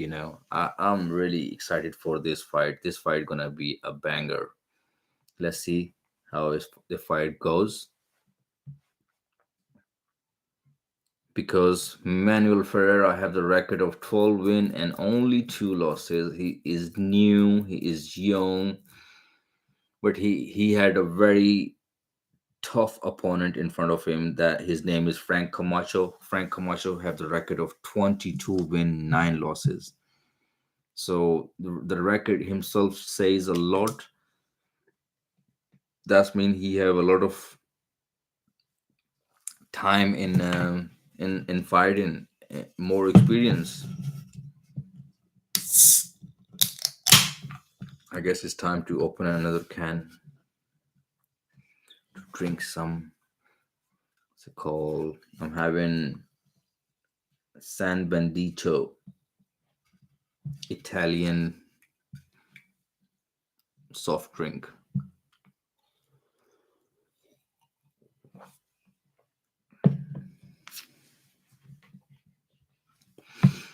So this is a 3-round fight.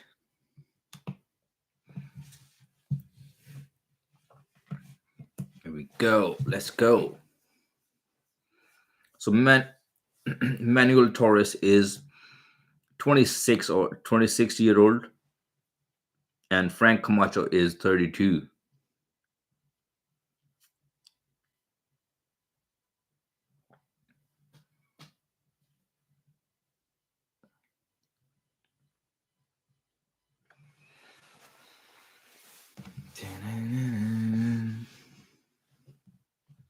And I'm excited about this fight. This fight gonna be a good fight. Let me know in a comment what's your pick. Who you think who's gonna win this fight, Frank Camacho or Manuel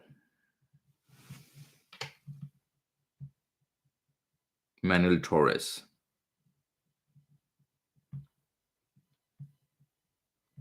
Frank the Crank Camacho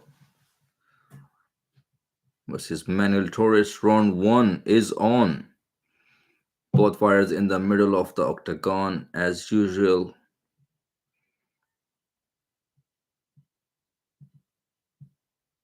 Ooh, Manuel Torres straight away leg kick and the left hook behind it. 2 left hook. Calf kick was massive calf kick. Camacho have to be careful with those calf kick, you know.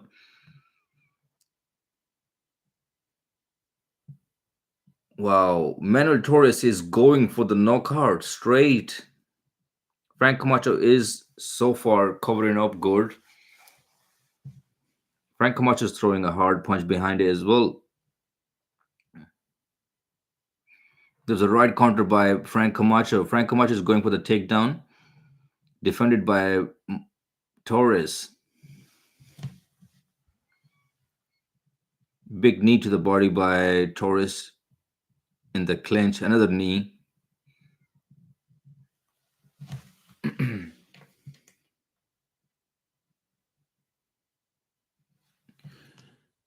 Jay Smith just says Frank. He's going for the Frank. Frank had more experience, yeah, no doubt. But Torres is looking so far more faster and explosive. It's just a matter of time if he landed a good clean shot on the face of Frank Camacho. But Frank Camacho is defending all those strikes very good with his hands covered up. Heavy hands by, I say, Frank. Yeah, man.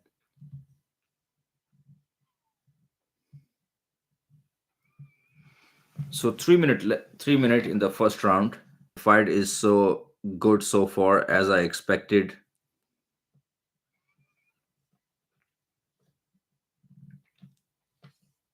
Camacho is cut up under the right eye.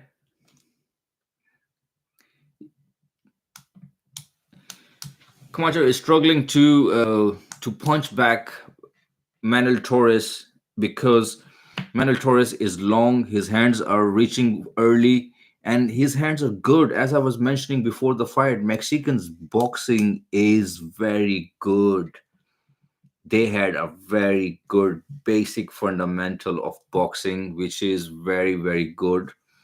and Torres is using his boxing skills very good so far. Oh, right uppercut by Torres.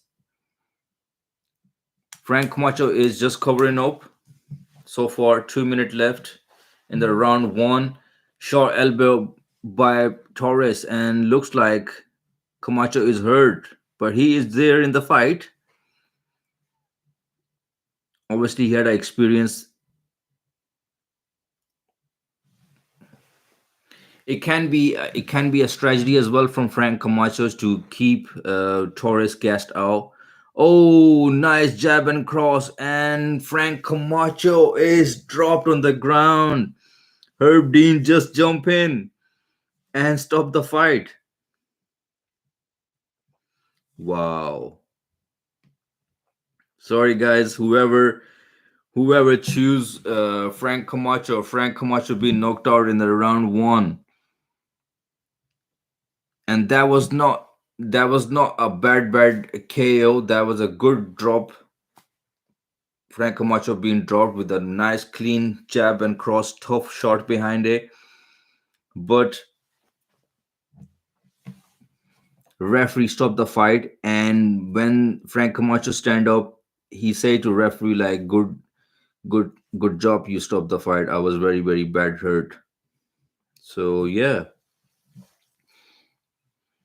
as I was saying, Frank Camacho have no chance. He was keeping his hands up so badly, and in that exchange, the head movement of Manuel Torres was good, and he landed a very heavy shot and finished the fight. So we have a two knockouts tonight so far. Let's see who gonna win the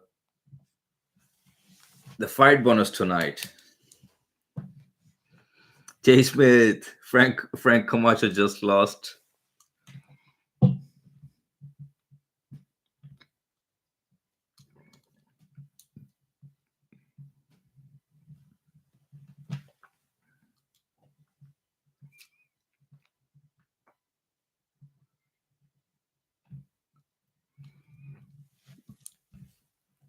I can't wait for four more fights. Thanks God. Slowly, we are catching up. Katin Chukagian versus Amanda Ribas. I hope this fight get it done in the first round too. So we get more closer to all the events.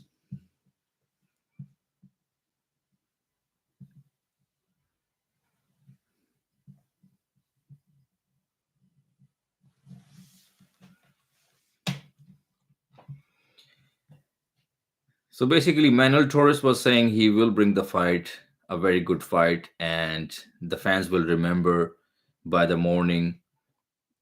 I guess fans will remember because he done a very good job finishing a fight in the first round, especially with that kind of a tough opponent with that much fighting experience in the cage.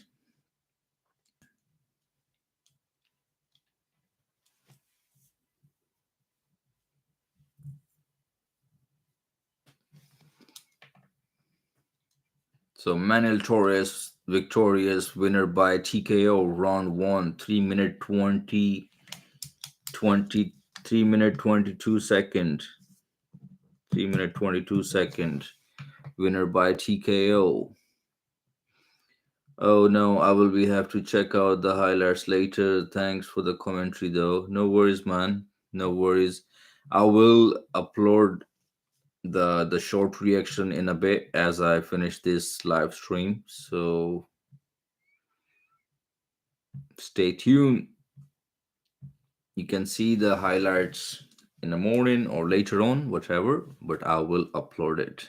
Thank you so much for tuning in, all the people. I really appreciate that. So we have uh, four fights so far left.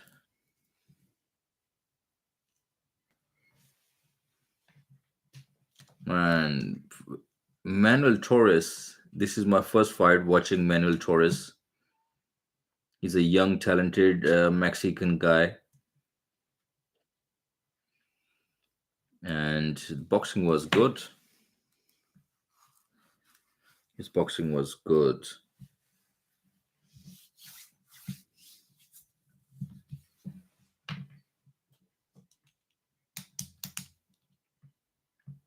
Maybe by the next week, I will have my all the free music coming in for the live stream and a lot of background music and everything. So I will not get any more copyright, especially on a music on a music. So it will not be boring for me for live streaming.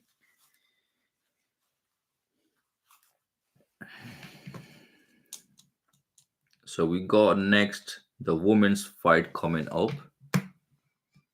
Women flyweight division fight. Number one, Caitlin Chokagian, and the record of 17 wins, 4 losses, second most finishing fight time in the UFC history. So Amanda Ribas, record of 11 wins, 2 losses, fifth largest signature strike in the UFC history. Amanda Ribas. This fight gonna be good if they do not decided to just wrestle. I will say again, please do not wrestle. Go for a KO round one. Save us some time.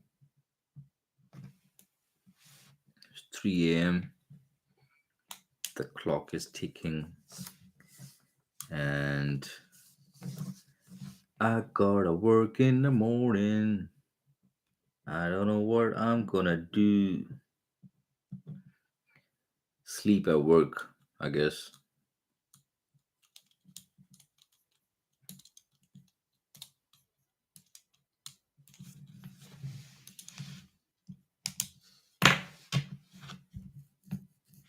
So we have a commercial break going on right now for the next fight.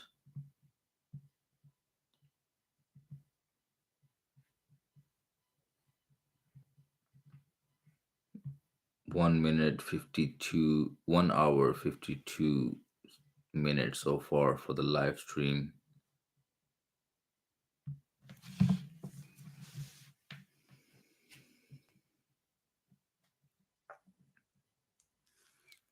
And my energy drink is finished, and I can't be asked to go down and grab it from my fridge.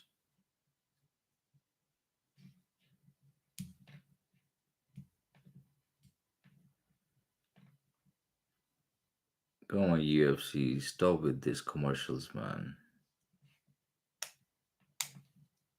Of course, they make money on these commercials, these ads, so we have to watch it over and over. Same commercials, same ads.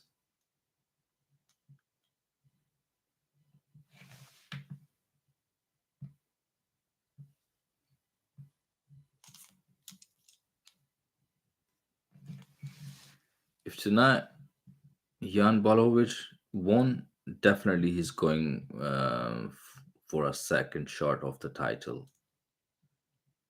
But if he didn't, obviously the Rakic will become the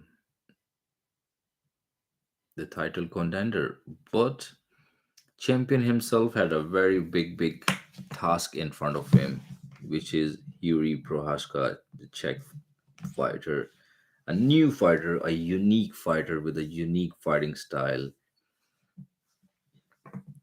If he catch Glover Teixeira on his feet, it can be a bad night for Glover Teixeira. But I know Glover Teixeira. He's a very good fighter, as he's been hurt a lot of time, and certainly as he getting older, he's getting better and better. Whenever he get hurt,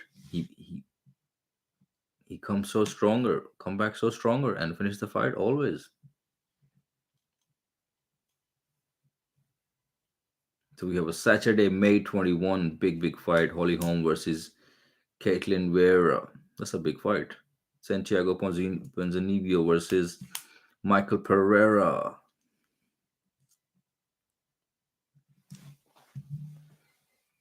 The Preacher's Daughter's Holy Home is coming back.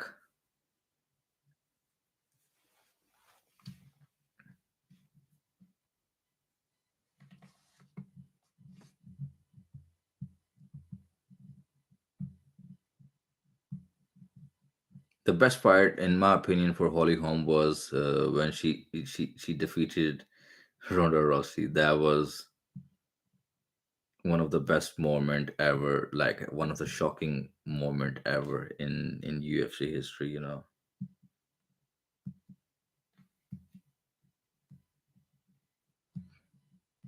She's fighting a very strong, young, new new talented girl from Brazil.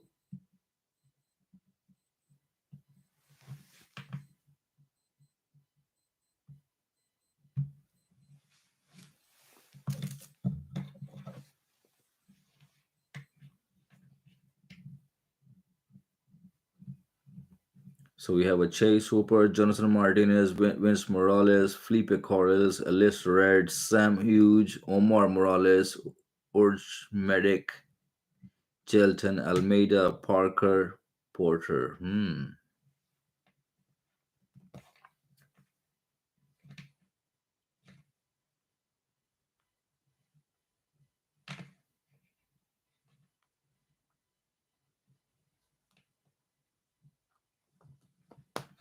So finally, the flyweight fight between Caitlin Chukagian is coming up.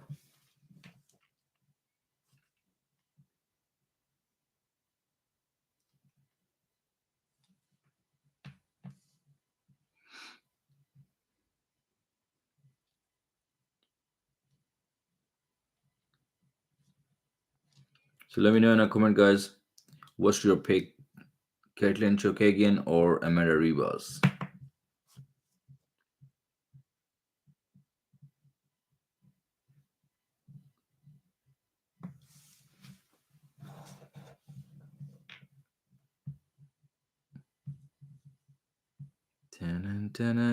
Stay tuned, guys. Caitlin Chukagian versus Amanda Ribas is coming up. We have only 4 fights left on this UFC Vegas 54. We're watching John Blachowicz versus Alexander Rakic. Anybody who's just tuning in, joining in my live stream, welcome to my live stream. Make sure you guys subscribe, like, share, comment. The fight between the women's flyweight fight is coming up. Kate, I just fucking forgot. Caitlin Chukagian, yeah. Amanda Rivas. That's the fight to coming up. Caitlin Chukagian has a record of 17 wins, 4 losses. She's fighting with Amanda Rivas, who have the record of 11 wins, only 2 losses. So a lot of fights tonight is like experienced fighter, it's a young upcoming fighter. A old school fighter versus new upcoming fighters. So a lot of fights tonight are big record versus a small record, guys. New fighters. So far, my favorite fight was Michael Johnson won. Michael Johnson finished the fight very good. That the shots was heavy the way he finished the fight.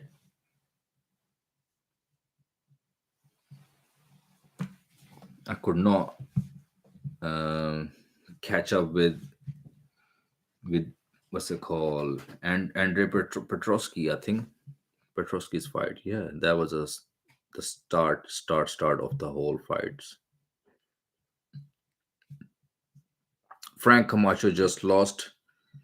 Anybody who just tuning in, if you don't know, Frank Camacho lost in the round one.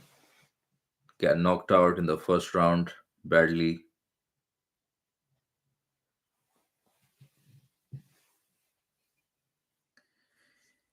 The UFC just going for the commercials and commercials and commercials. And a lot of commercials. And the UFC yearly subscription is going up and up and up. And all we watch these commercials.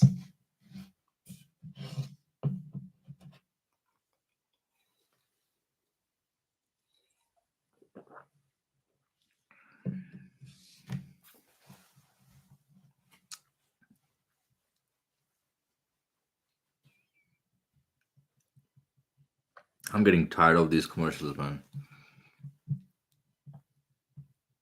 Now, what should I say? What's going on right now in the stream? I'm watching a commercial again and again. Sake, man, bring the fight back on, and please.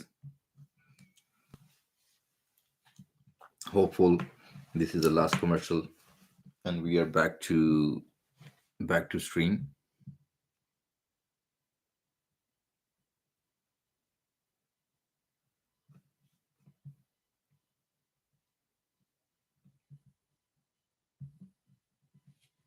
So finally, both fighters are in the octagon. No walk walk in, nothing at all. They was busy showing all the commercials.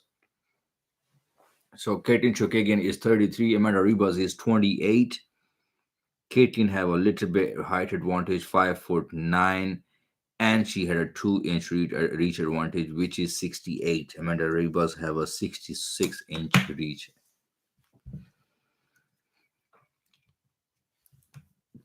So fighting out of a blue corner, wearing a yellow clothes, yellow trunk. Amanda Ribas, record of 11 win, 2 losses, height 5'3". She's fighting out of Brazil, and she is number 9 ranked flyweight.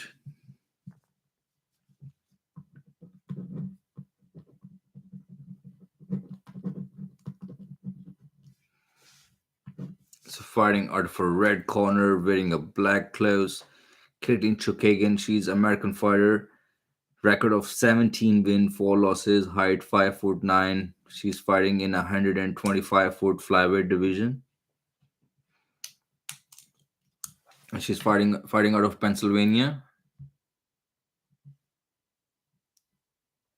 So let me know in a comment, guys. What's your pick? Caitlin Chukagian or Amanda Ribas? Are you going with America or Brazil?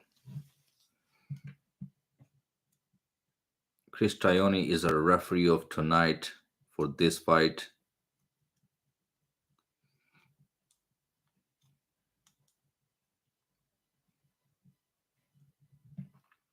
There we go. Round 1 is on.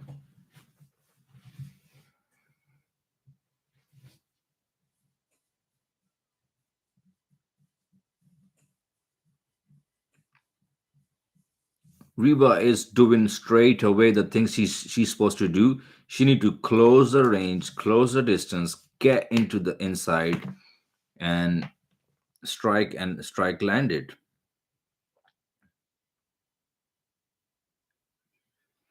But in that situation, Rebas have to make a lot of head movements, a lot of angles, and she had a very good Brazilian jiu-jitsu and a judo, and straight away a judo trip by Amanda Ribas.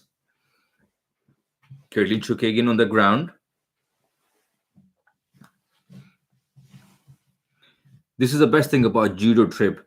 When the judo trips come up, there's always a lot of people they get into the head trap, headlock from the side guard. This is a massive for Ribas in the round 1. She's in the half guard in a side position. Caitlin Chukagian's on the bottom. 3 minute 40 second left.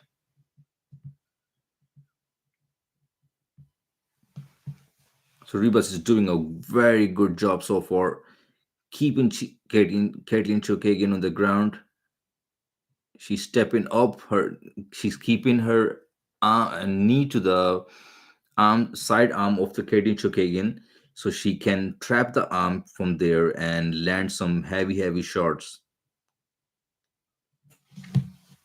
Because from this side guard, if If Amanda Reba successfully wrap her knees around the arm of Katin Chokagian, she's in a very very bad position because from one side her head gonna be uncovered, unprotected, and she can land a lot of ground and pound, and she can finish a fight there.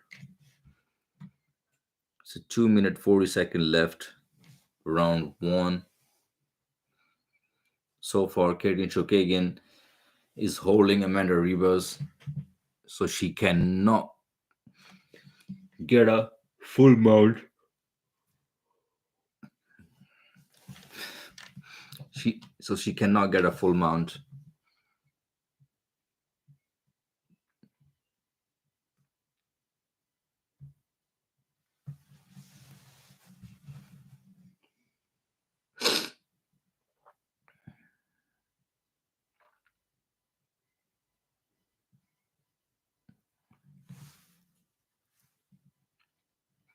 So 1 minute 58 second left. Chokagian is still on the bottom. Nice sweep by Chokagian, and they are back to the feet.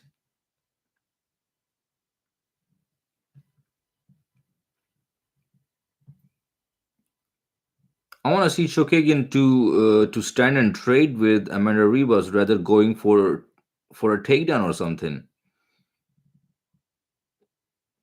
Nice one too by Chokagian.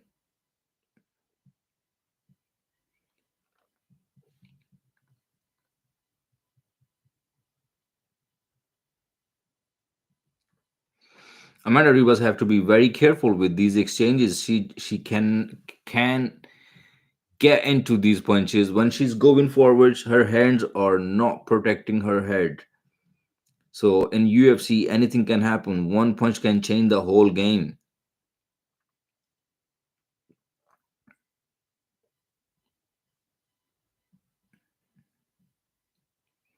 Amanda's right hand is going lower and lower. I'm sure if Chokagian can throw the right head kick, that can be landed again. Nice spinning kick by Amanda Ribas. Push kick by Chokagian.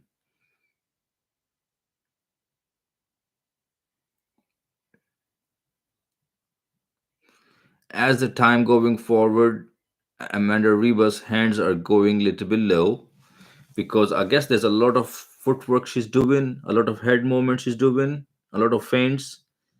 It can gas you out as well, especially the first round exchange, the grappling exchange between two fighters. It's the first round in the book. We have two more rounds to go.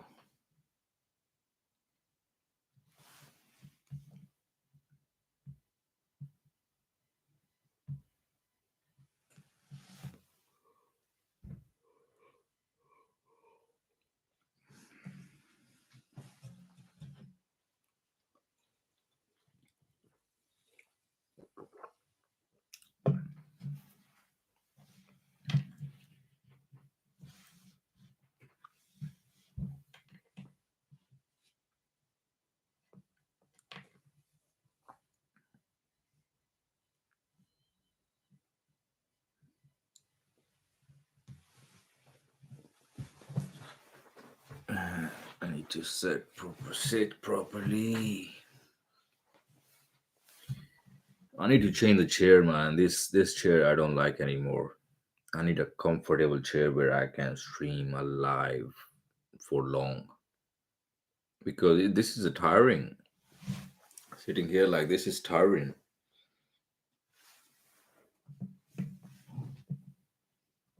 So round two is getting started. We go. Round two is on. Amanda Ribas is straight away with left and right. 2 punches landed. She's keeping her hands so low, and I want to see Shokagian can land her right hand. If she can right her right hand, she can have some damage or a game changing.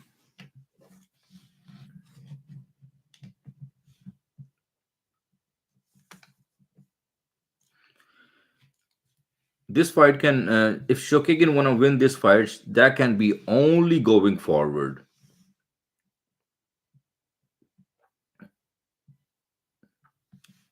So far, Shokagan doing a good job going forward. This is what she have to do. She have to do more.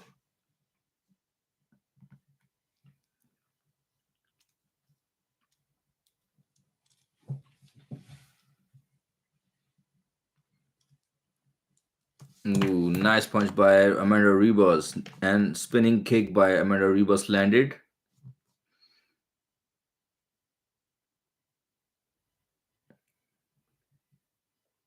3 minutes 30 seconds left in a round two.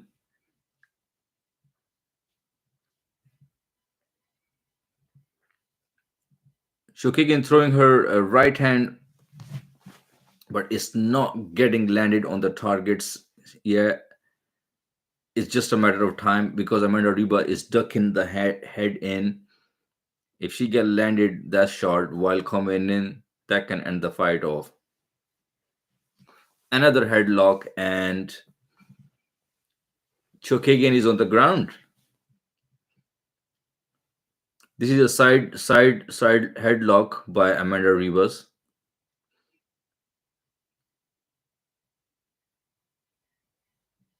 So Amanda Ribas let the head go out, reverse the position, and now Shokagan is going for the triangle from the bottom. And Ribas spins her around and comes out of the triangle choke. This is round two, 2 minutes 25 seconds left. Shokagan is on the bottom. Amanda Ribas on the side guard, fighting for the full mount.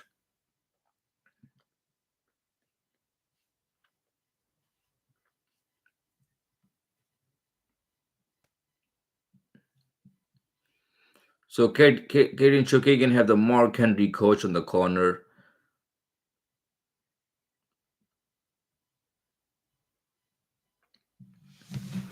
From bottom, Shokagan need to push Reba and get back to her feet because Amanda Ribas is just staying in the guard and not doing some ground and pound or not going for any submission so far. Again, Shokagan got the back taken by Amanda Ribas. She stand up, back to the fence. Nice knee to the body by Amanda Ribas. Another knee in the clinch. Ooh, nice way out. Shokagan got landed punch on the way out of the clinch. Shokagan could not land a right shot. What she threw jab and cross behind it. That's her most short, the straight looping punch. She could not find a target tonight so far. 51 seconds left in the round two. We have one round left between these two fighters.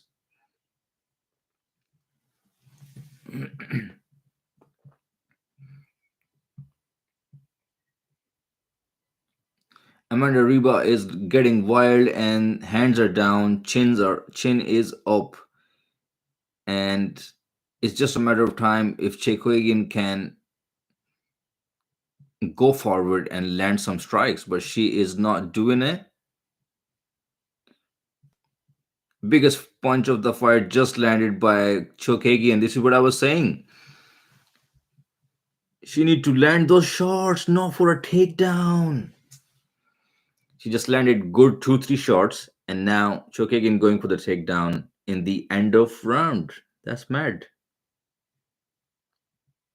Round is over. It was 3-4 seconds what Chokagin just wasted for going for a takedown while Amanda Reba was getting tagged by a right hand three time at least.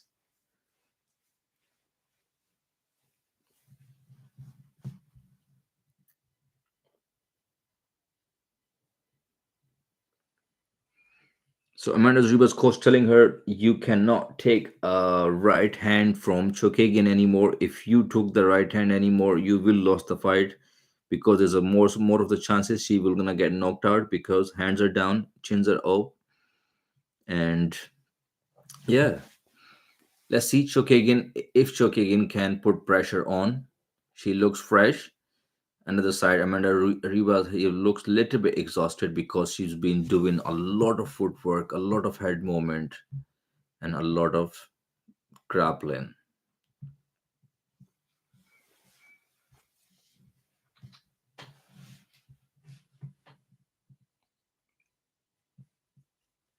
Here we go. Third and final round between Chokagin and Amanda Ribas.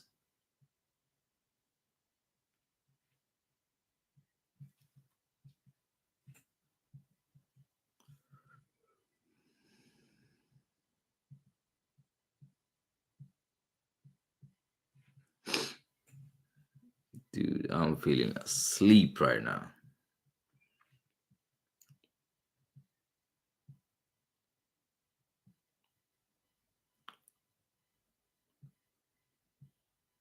The spinning kick from Amanda Riba to to the body of Amanda Ribas is again and again getting landed.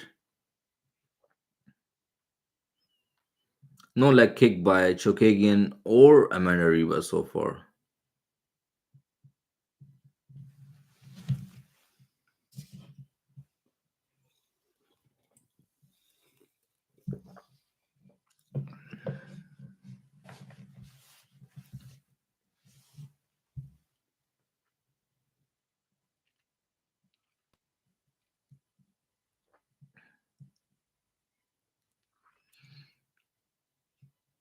Ooh, nice stiff jab by Chokagian. Chokagian is trying to land a right straight shot, but she is not able to land yet. She's staying on her jab, moving backward. Amanda Riba is going forward, putting pressure on. So far, her head movement is good.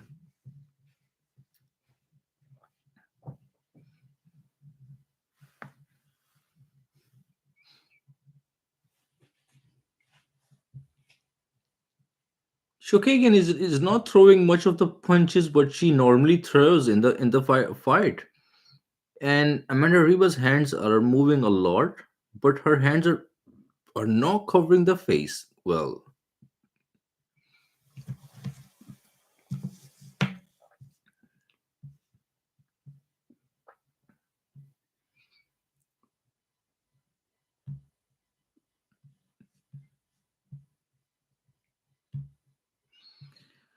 So third and final round between Chokagan and Ribas is going on. Anybody who's just tuning in, we're watching UFC Vegas 54, Jan Blachowicz versus Alexander Rakic. So make sure you guys stay tuned, subscribe, like, share, comment.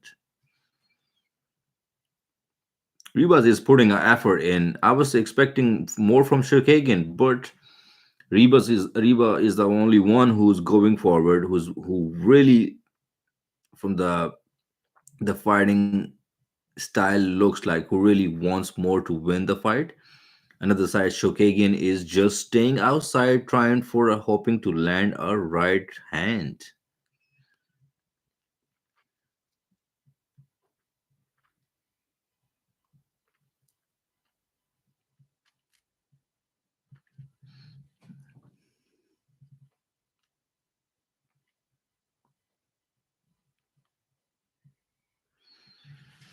So Shokagian have a better hands in this fight so far, but another side, Ribas have a almost 4 minute ground control. This is a 15-minute fight, and almost 4 minute ground control is a lot. And let's see how this fight gonna be scored. Nice ducked in and big takedown by Amanda Ribas again. Chokagan is back to her feet, but she's on the fence. Big knee to the body by Amanda Ribas.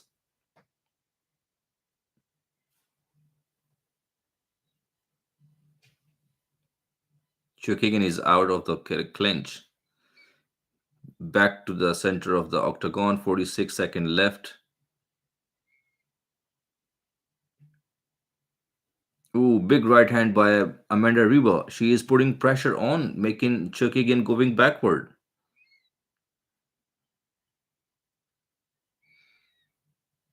Amanda Reba is getting crazy. She just wanna empty the tank. 25-second left. A lot of strikes landed by Amanda Reba's.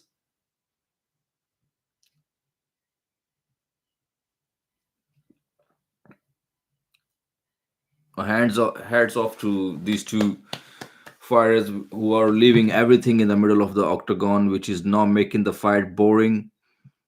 Ooh, the last front kick to the face by Chokagian. The front kick is getting famous and famous in a UFC. So we have official decision coming up.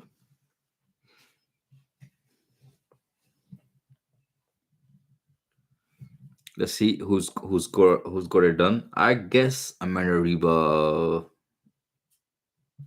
gonna win this. I guess. I guess. So we have only 3 fights left on the card. That's good. Davy Grant bantamweight fighting with Lois Samorka. I don't want to watch. I don't want this fight to go on a distance. Come on, guys, save our time, please.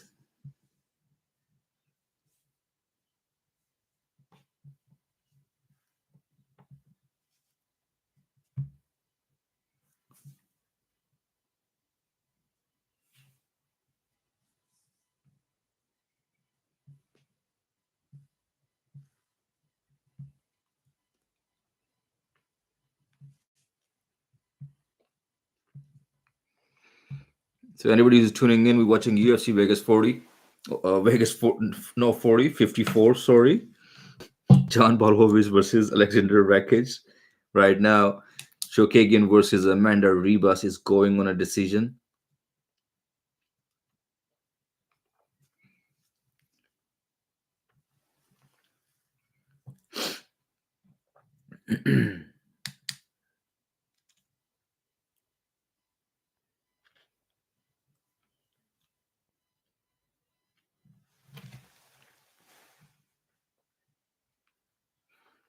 Wow, this is surprising, man. So the first round goes to Amanda Ribas, second goes to Caitlin Chokagian, and third goes to Caitlin Chokagian as well, and she wins split decision.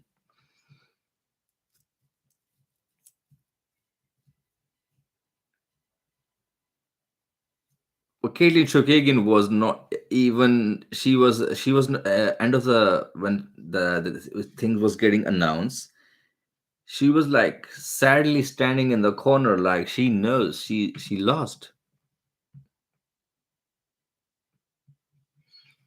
She just said it in the interview as well. She was not sure she will win the decision, but she said decisions are never known or sure who gonna win. So never leave on a judge's decision.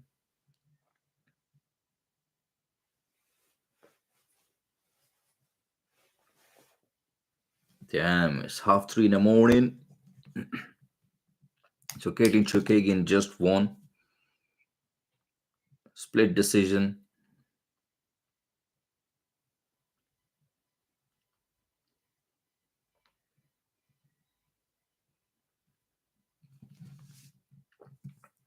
So Caitlin Chukagian saying she won the second chance for the title. She won a fight the flyweight champion, which is Valentina Shevchenko. So she says she wanna get a second title, second chance for the title. Otherwise, anything else, if UFC bring it, she will fight.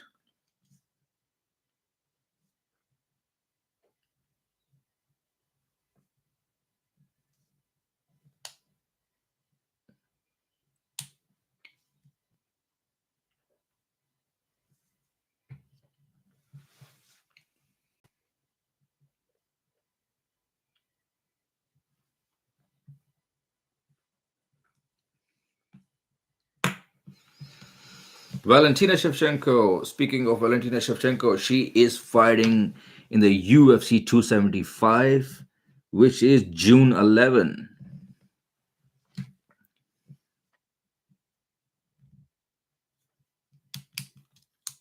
Wow, Zhang Weili and Joanna Jojankes too as well on June 11.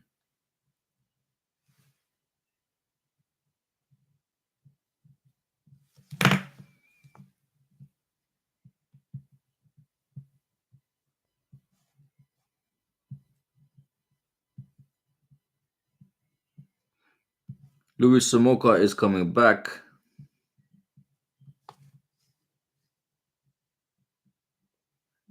Davy Grant and Luis Samoka is coming up. Also, this fight gonna be excitement one because Davy Grant, I'm sure Davy Grant is from England.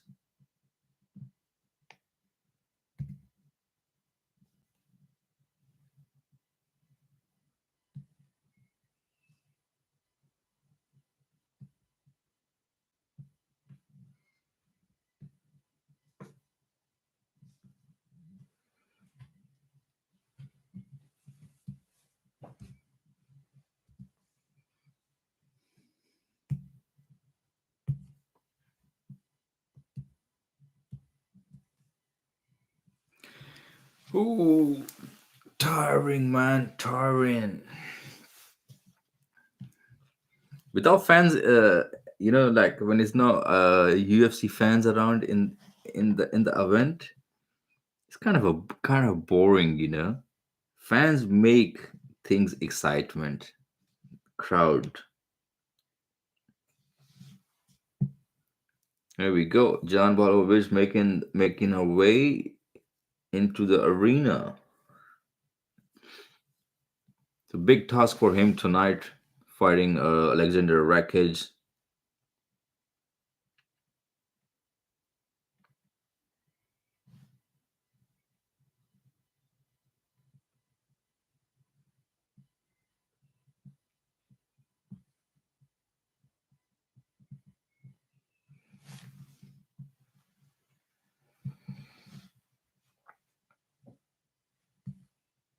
So next fight as well is 135-pound.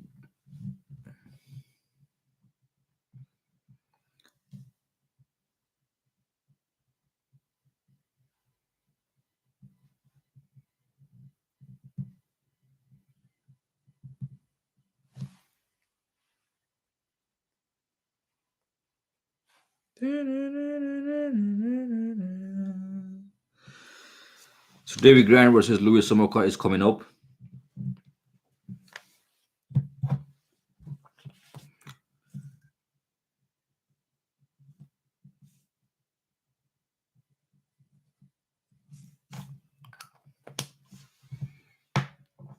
David Grant versus Louis Samoka is coming up, guys. Stay tuned. Make sure you subscribe, like, share, comment. Let me know in a comment.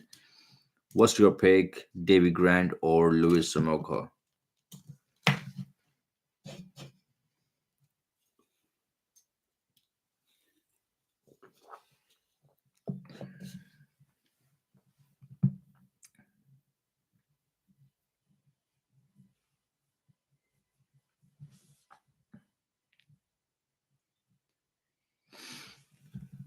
Dun, dun, dun, dun. Man, these commercials are so boring. I swear down. It makes you annoyed.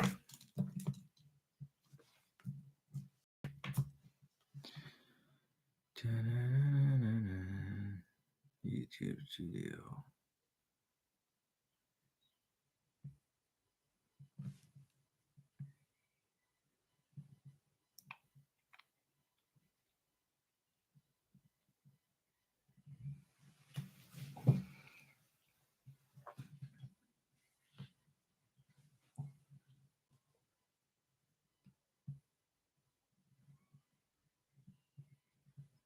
So quiet in it when it's nothing going on. Obviously, I don't know what to do. It's commercial right now. I've been saying over and over same words back and back. Who's gonna fight? What's gonna happen? What's the record? Who's this? Davy Grant and Louis Samoka. So let's talk about Davy Grant. Davy Grant have the record of 13 wins, 6 losses. He's on 3 fight winning streak, I guess. Pardon. Louis Samoka back. Last time he was back in 2018, and he's there to finish this fight. He's had a record of 17 win, 8 losses. Both fighters have pretty much good losing experience.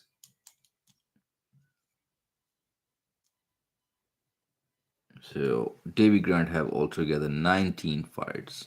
If you see another side,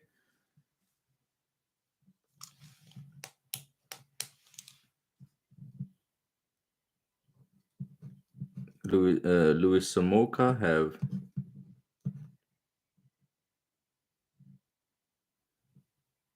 25 fights altogether. So Louis Samoka have a more experience in a fighting game because 25 fights were between versus 19 fight from Davy Grant.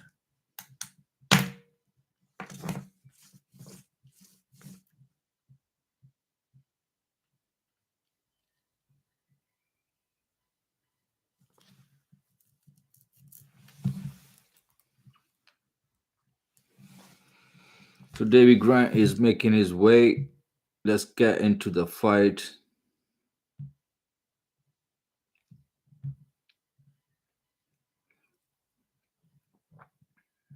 So this is what I mean.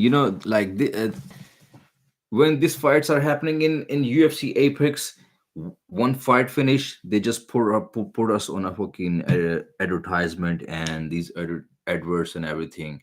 And when these ads are finished, we are back to the UFC fights, and suddenly these two fighters are in the middle of the octagon. It don't make sense. Like we want to see the walk in a song or something. Obviously, that's why these fighters do. A lot of people don't even tune in on these small fights because it's just a UFC apex.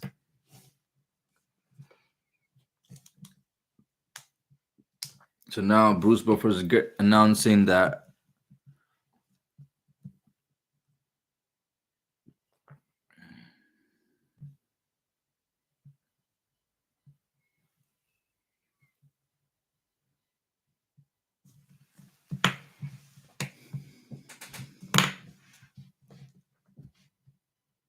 So last samurai, the Louis Samoka fighting out of Hawaii in the blue corner.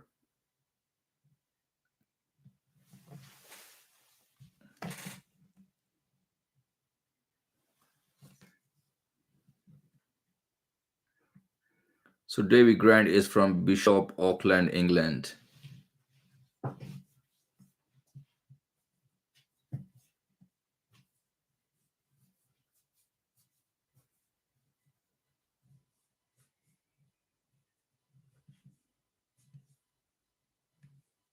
There we go. Mike Beltran is a referee tonight with us.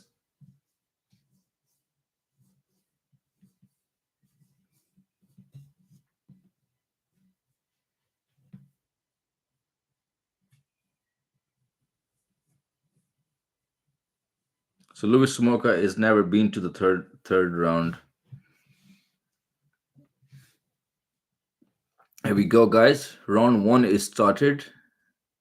Davy Grant with the two leg kicks straight.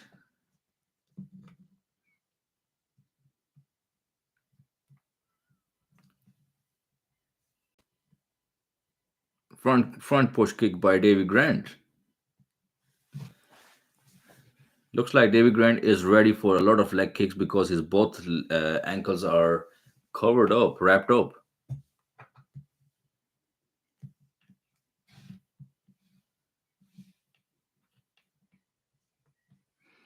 Oh, four leg kicks landed by Davy Grant, and these leg kicks are bothering Samoka already. He's changing his fighting stance.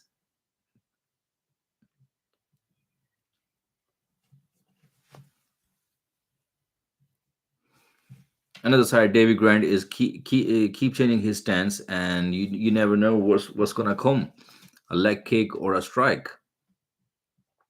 Nice front push kick by Samoka. Samoka need to catch counter Davy Grant while when he's kicking him, you need to catch him up with a strike.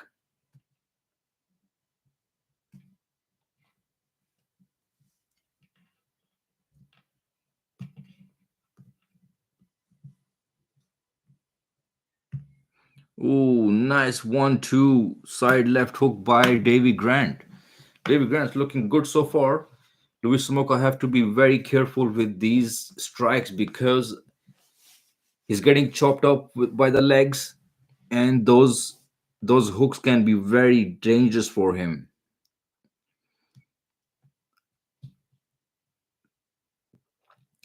Dave, you can tell Luis Samoka want to go forward. He want to charge the fight, but whenever he's marching forward, he's getting hit by a big shots by Davy Grant, and he's going backward.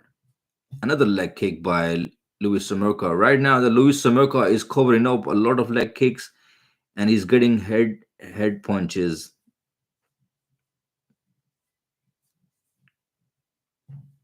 Another leg kick by Davy Grant.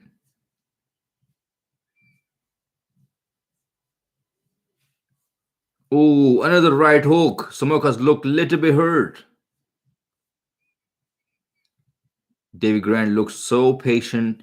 He's not running into Lois Samoka. He's not getting excited. He's picking him in apart slowly and slowly. Oh, big right hook. Samoka is still in the business.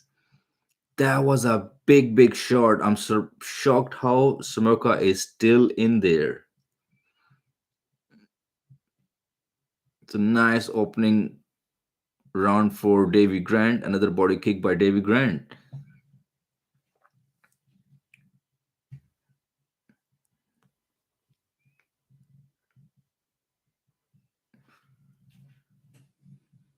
Samoka is right now is in a big puzzle. He's going forward. He's getting chewed up with a leg kick, spinning elbow by Davy Grant.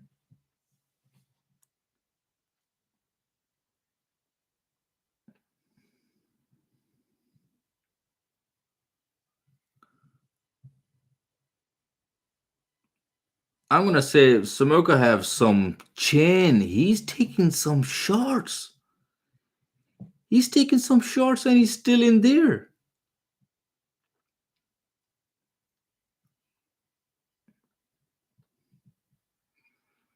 Other side, Davy Grant need to be careful as well, not to take in a lot of chances the way he's taken.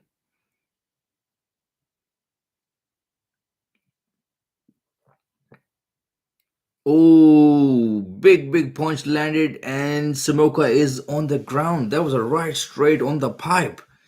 Samoka looks all right though. He recovered and he's attacking the knee bar now. They're gonna have to be careful not to be get reckless. He's out of the knee bar, back to the feet. Referee pulling him back again, making him stand up. Samoka is very wobbly on his feet. He's trying to recover from the shot he just took, and the round ended. Wow, what a good round for Davy Grant, and hands off to Lewis Samoka with that strong chin. He took that much shots, that many good shots he took, and the leg kicks, and he's still in the fight. He's been hurt twice.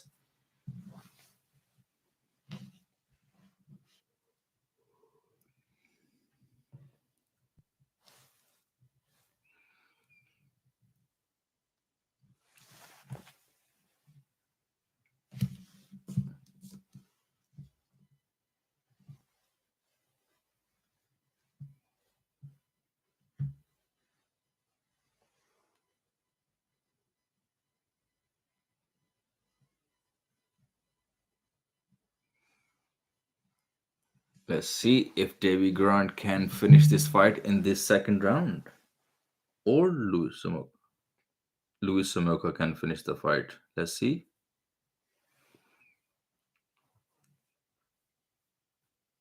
So far, Luis Samoka been chewed up in the first round and been managed to able to stay in the fight. Now he's going for the takedown. Luis Samoka is going for the takedown.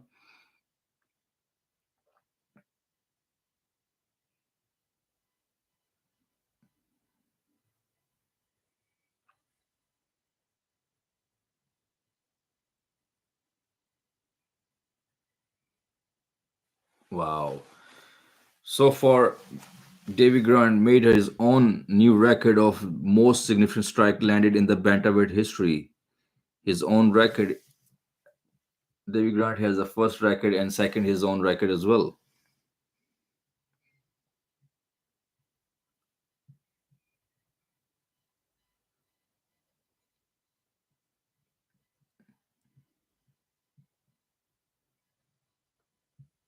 Luis Samoka looks little bit like defeated when he was on his on his stool, because anytime he's going forward he's getting hit to the body, he's getting on a headshots and the leg kicks behind it, and these are not the punches straight punches, these are just left hooks and right hooks over and over to the body, to the head.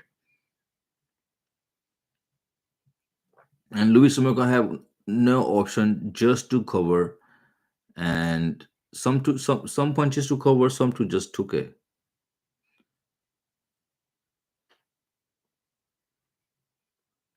Nice leg kick by Luis Samoka.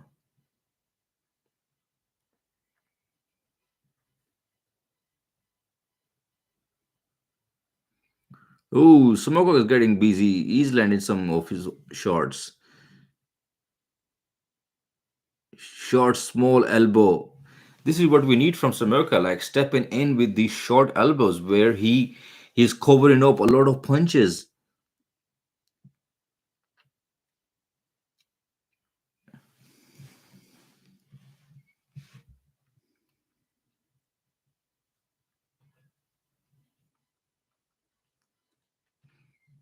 This fight can be interesting fight for Samoka as soon it goes to third round, because here little bit Davy Grant's looking slow, because in the first round he drained a lot of punches, a lot of power.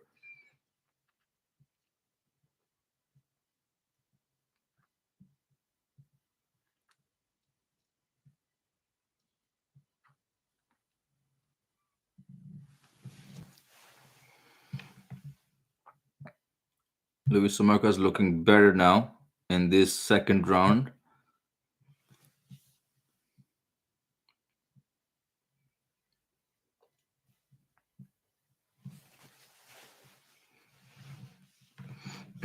Body kick by Luis Samoka. Body shot by Luis Samoka.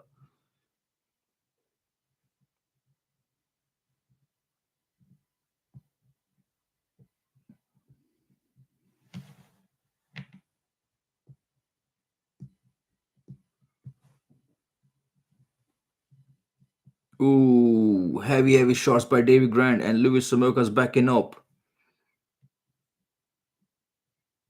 Both fighters have a lot of success in this second round with the strike landed.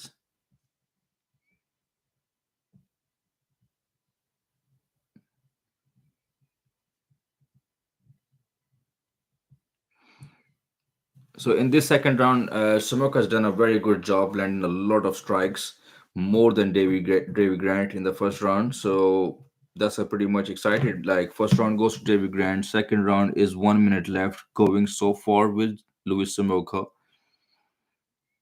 This fight can be ended anytime if the one clean shot landed.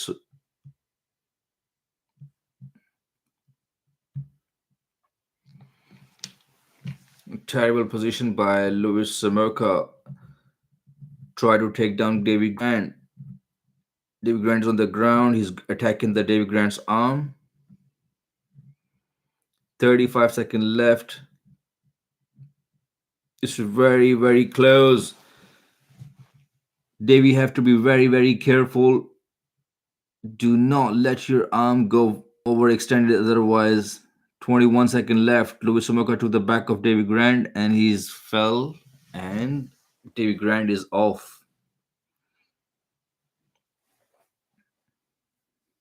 11 seconds left. Swings to the horn. Big strikes.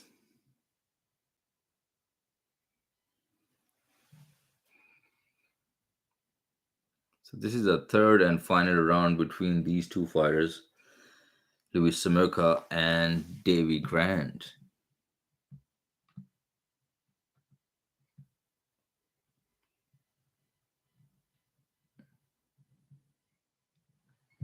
Can't wait. Only two fights left on the main card.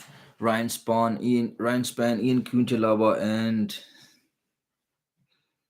John Blachowicz versus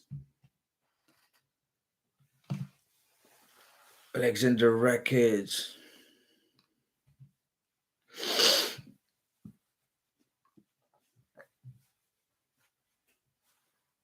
Oh man, I'm so tired.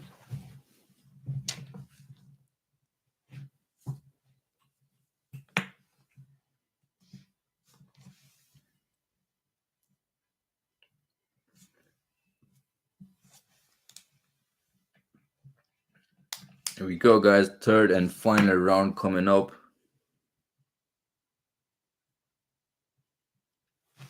Third and final round between Louis Sumoka and Davy Grant.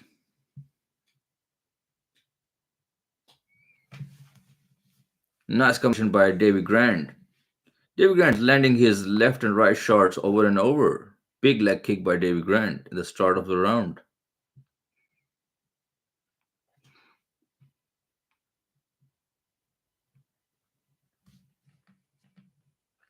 And I'm gonna say the heart of Louis Sumoka is big because man took some damage. Oh, Sumoka's leg kick is so much badly hurt. Oh no. The leg kick was so bad. Louis Sumoka get finished. What a knockout finish by Davy Grant.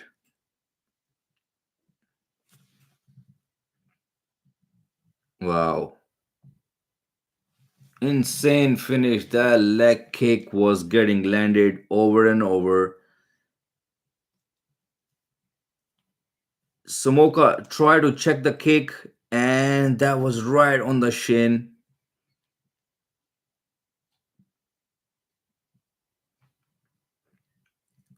And when Sumoka was on the ground, he tried to roll and try to go for a hold. But in that position, Davy Grant went in a side.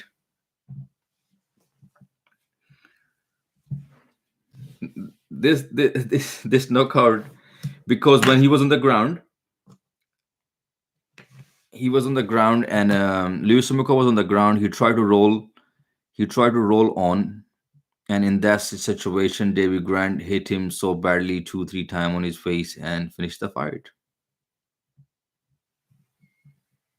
So we have almost 3-4 stoppages tonight.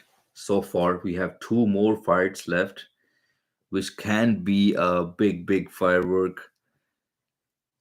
So let's see how it's gonna go down. So stay tuned, guys. Make sure you subscribe, like, share, comment.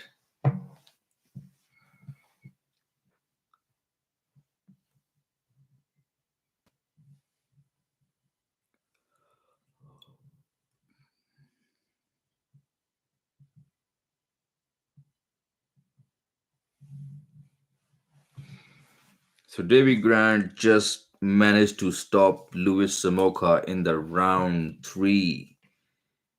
He hurt his leg so badly he dropped him and then knocked him out on the ground with the ground strikes.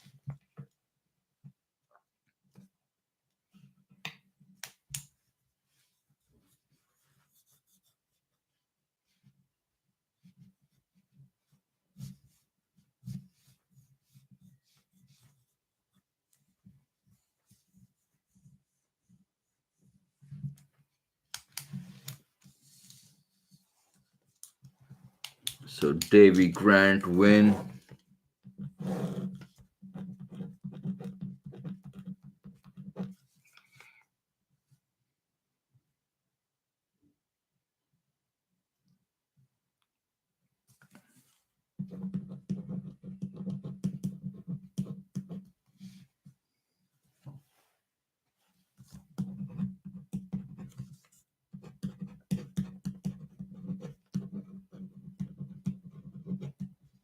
So Davy Grant win in the third round via TKO. 4 knockouts, 12 finish 12 or 14 wins. 14 wins, 6 losses. That's a record of Davy Grant.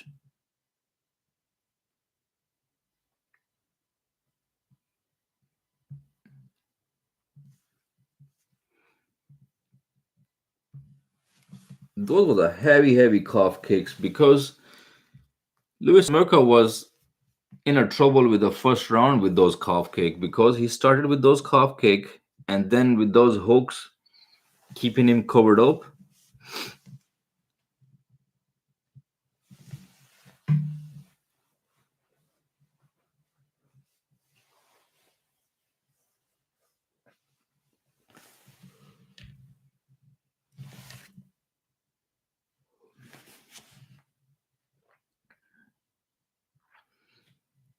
Davy Grant saying he always won a easy fight, but he don't want these brawls and hard fights, but he's getting always a hard fights.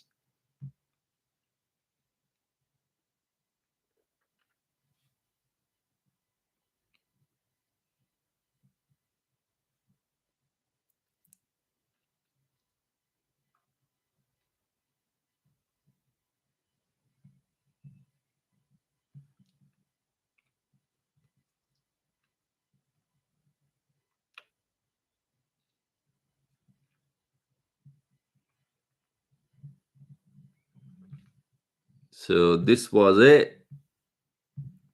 Davy Grant just won.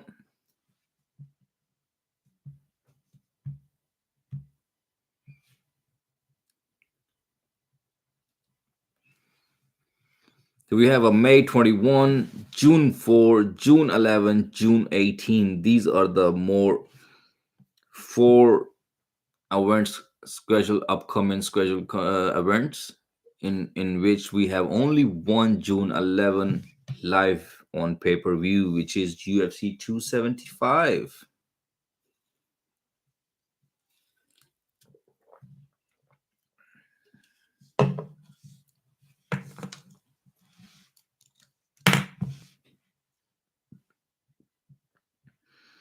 So Ryan Spann is coming up.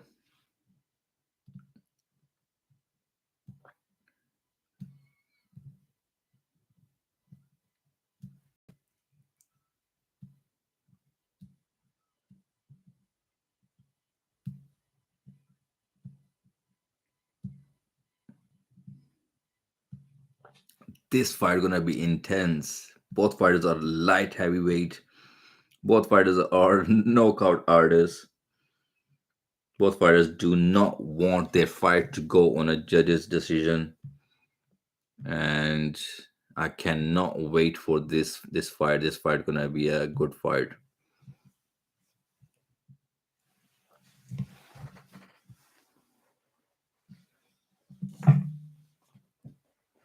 Dream Week.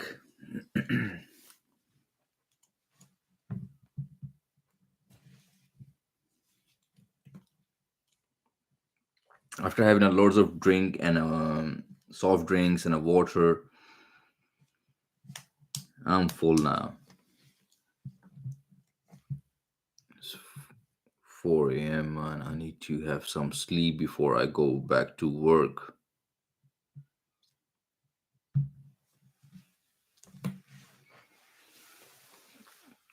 Spam Ryan Spann versus Ian Conchallava coming up.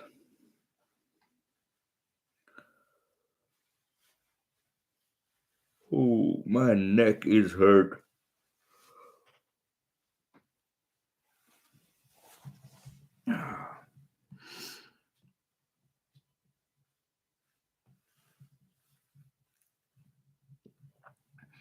I'm not just a problem for Ryan Spawn, I'm the problem for the whole division. I train different and I try methods have taken me to a new level. That is Ian Conchallava saying.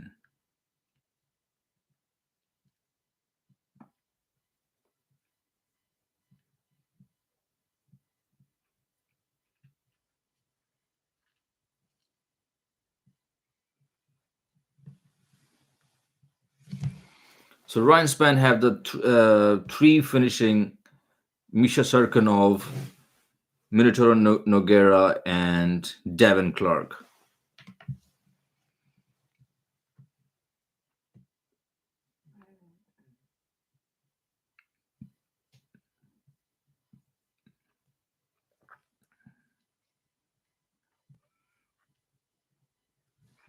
Another side, Ian Conchallava is on self, very explosive guy. This guy have six fight finishes under 30 seconds. I'm the Hulk, and tonight Superman does not have the chance because I'm bringing the kryptonite. This is what Ian Conchallava says about Ryan Spann. He says he got a big Superman tattoo on his chest. He thinks he's a Superman, but my hands are the kryptonite for him. Interesting.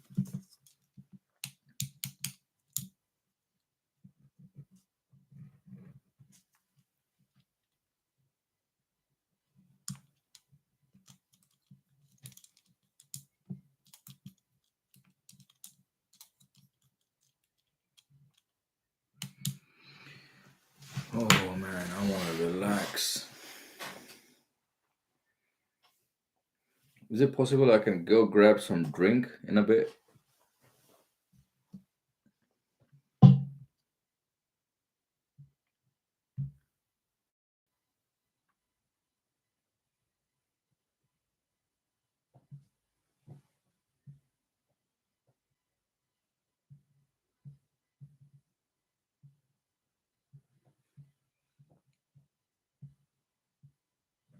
I guess I need to go grab my drink quickly before the fight start again because I cannot wait. It's gonna be two more fights and I need to sit long and long and long.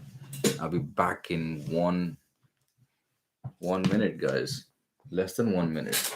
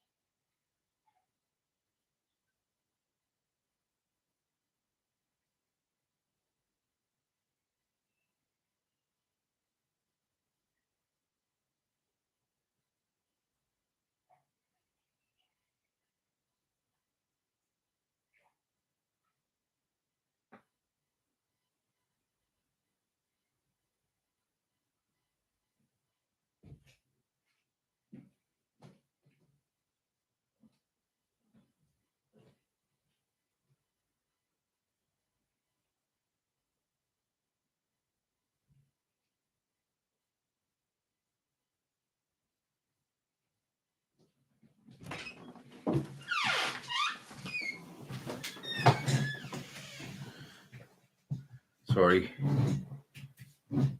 Gotta go. Quick time. I'm back.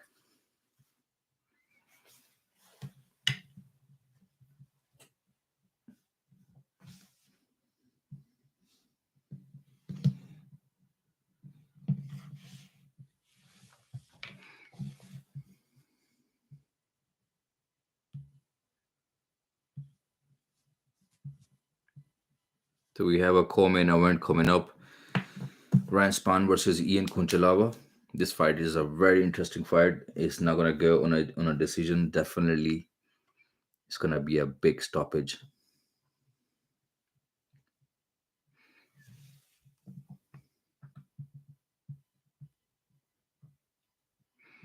So Ian Conchallava is 30-year-old. Oh, Ryan Spann is 30. Ian Conchallava is 28.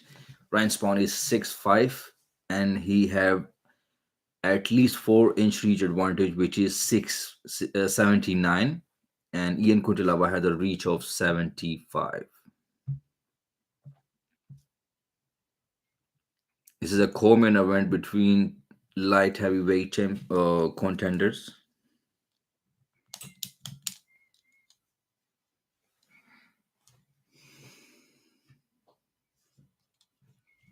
So fighting off a blue corner with the record of 16 wins, 6 losses, 1 draw, 1 no content.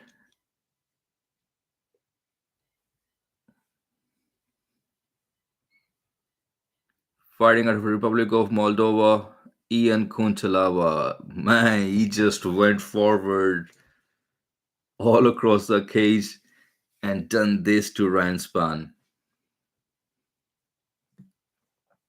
Another side, fighting with a red corner, record of 19 wins, 7 losses, height 6 foot 5 inch, weight 206 pound, Ryan Spann.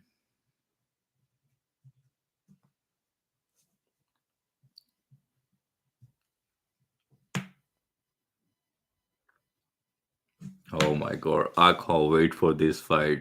This fight gonna be tough fight.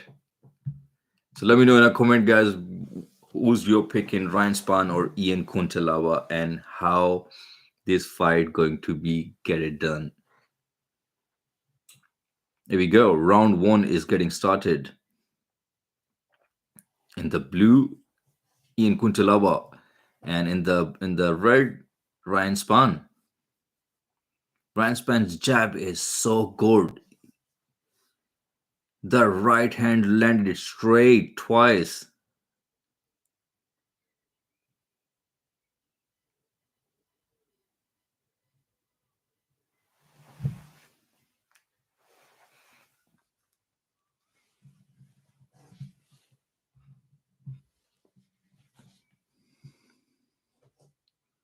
Four minute 20-second left.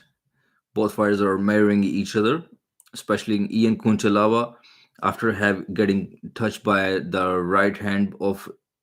Ooh, jab and cross landed by Ryan Spann. And Conchallava is gone straight for the takedown and the full mount.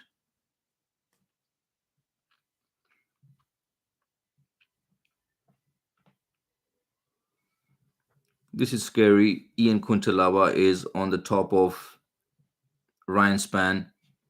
Ryan Spann need to stand in up and strike because he is looking so good and fast in standing and strike.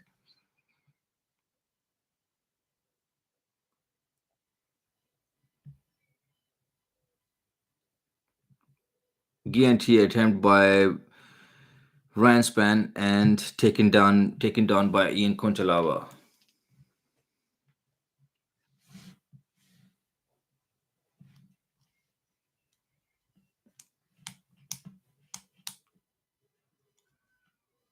Nice push by Ryan Spann.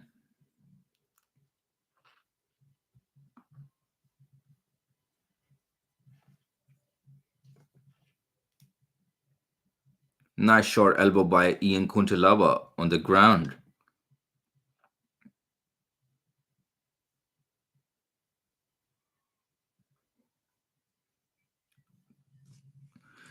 Ryan Spann is going for the standing ENT, and he just finished Ian Conchallava. Wow. Wow. First round finished by Ian Conchallava or by Ryan Spann.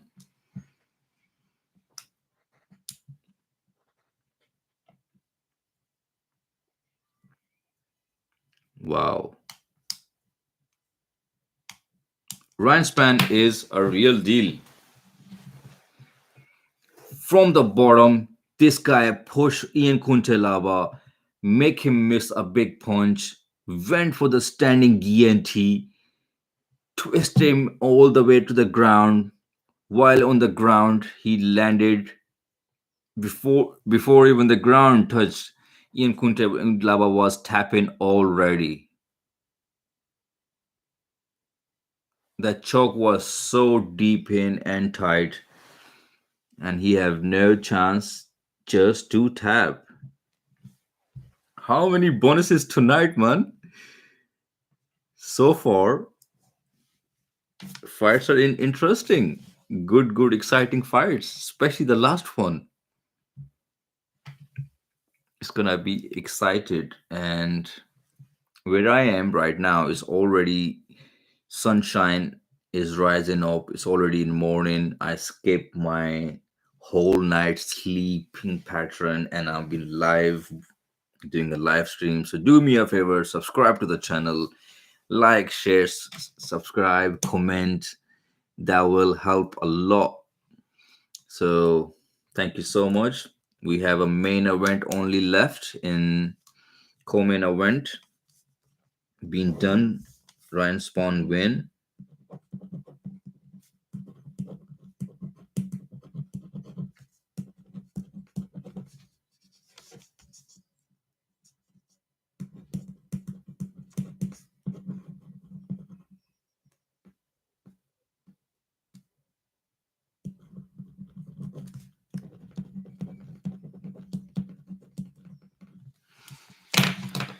So the first round submission from Ryan Spawn, Davy Grant, third round win. Yes, that's all.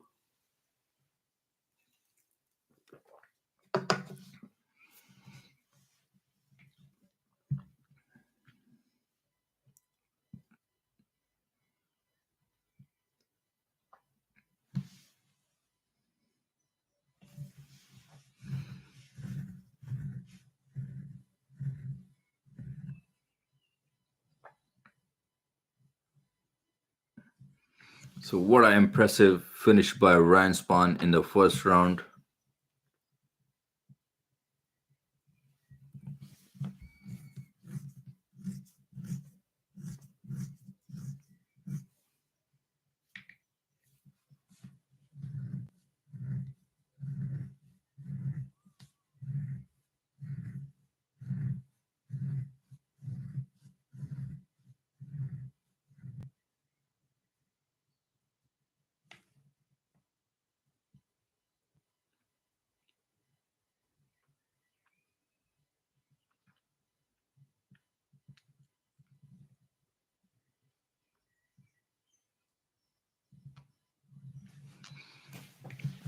So Ryan Spann is just finished his interview with two words. He said, "Watch, guys. I've been working very hard, and I'm telling you guys, I'm coming for you guys."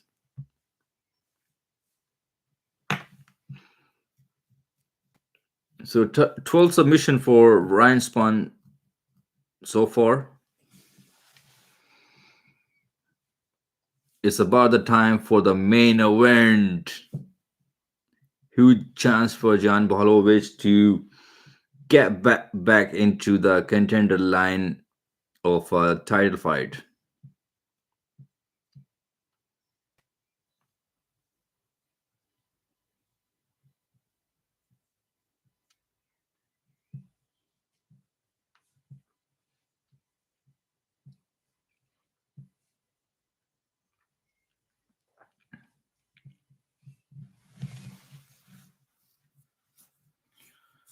Rakic and Blachowicz is coming up next.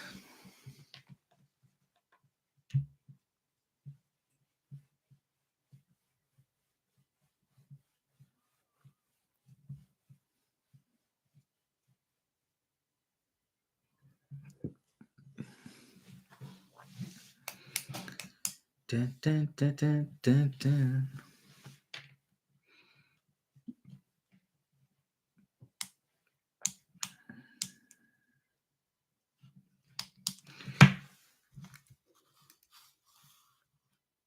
Oh man.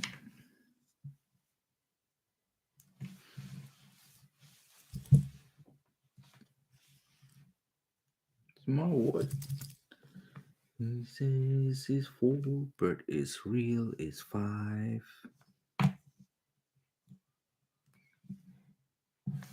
It's 5.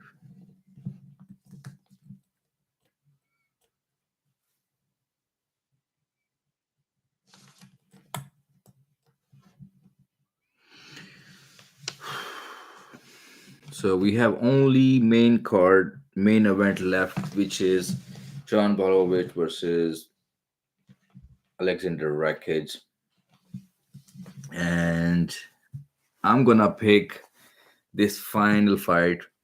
I want I want Alexander Rakic to win, and I guess he will get it done.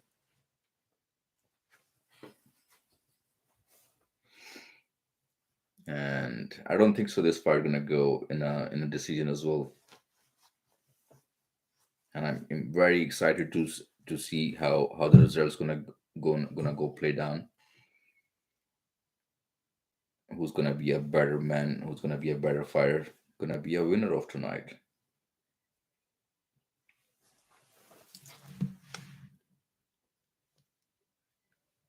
Come on, UFC, let's go! Bring the main event. We cannot wait anymore.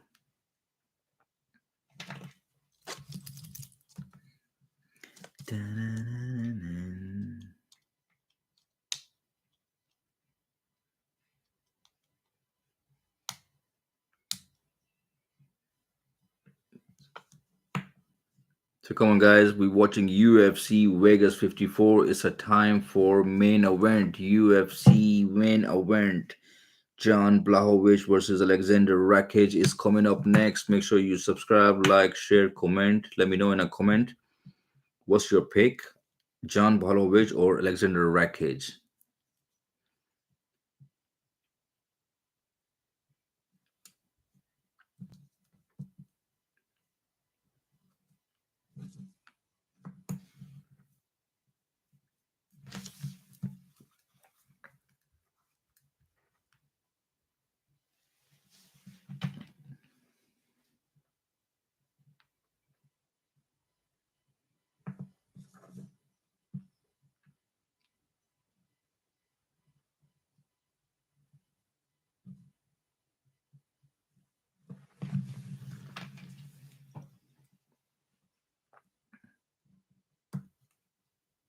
Come on, let's go. Bring the fight.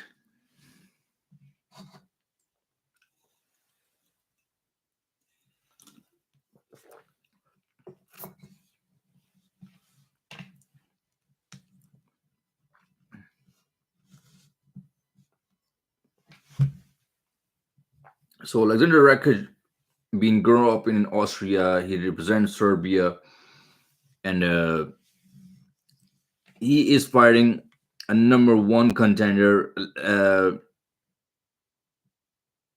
Is this is getting? I guess there's too much light coming up. It's getting grainy footage, I guess, but should be alright. But yeah, I was saying, Alexander Rakic is fighting with the ex champion, UFC lightweight champion who had a belt before, and he's number one contender as well. So this is a very big fight for Alexander Rakic in his fighting career, because this is the fight. If he finished this fight in a dominant fashion, everybody knows who's gonna be next for title.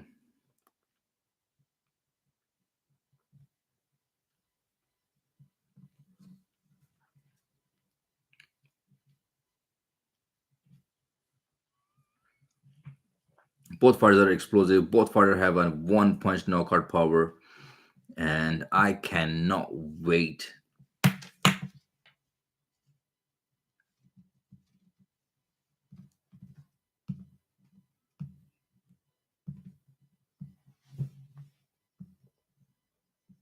So all the wait is over, guys. Thank you so much, UFC, to doing all this fight for us.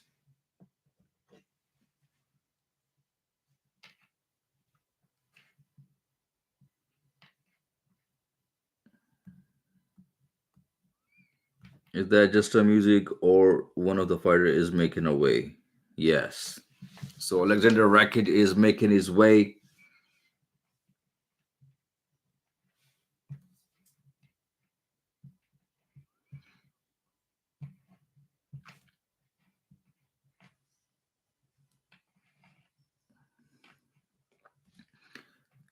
In my opinion, Alexander Rakic looks so small for the light heavyweight division.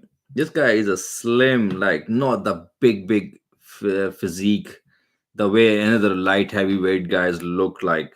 You know, but he's fast, explosive. He is. He had a knockout power, very big kicks.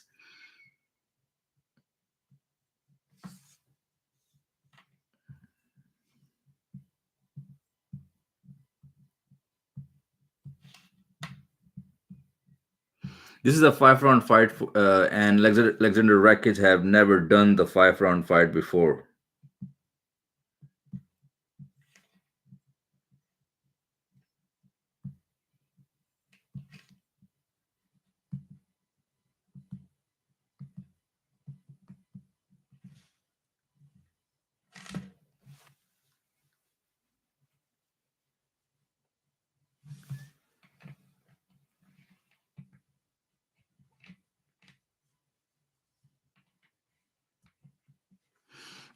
So one of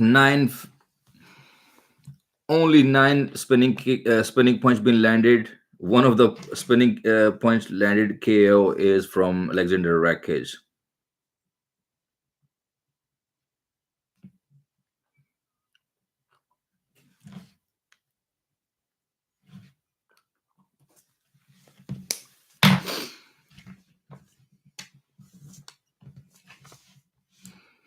So Rakic is already in octagon. We have only Blachowicz left.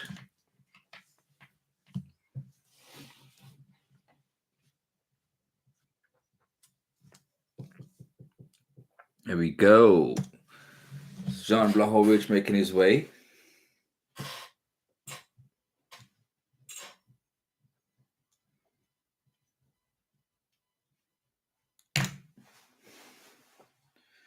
Man, I'm tired.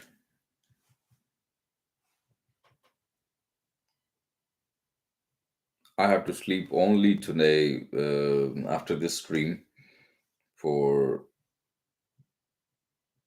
6, 7, 8, 9, 10. 1, 2, 3, 4 hours only.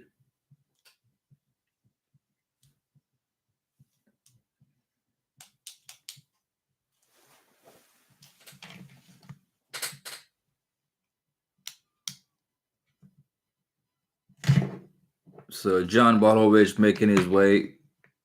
Only 3 people are tuning in right now. This is sad. I was expecting a lot of people will tune in for John Blachowicz versus Alexander Rakic.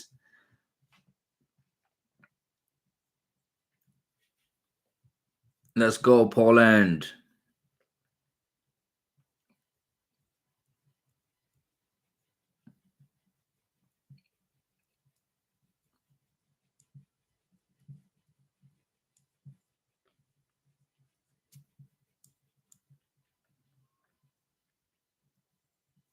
So former UFC light heavyweight champion, the second most win in modern UFC light heavyweight division, Brazilian Jiu-Jitsu black belt. That's a resume of Jan Blachowicz.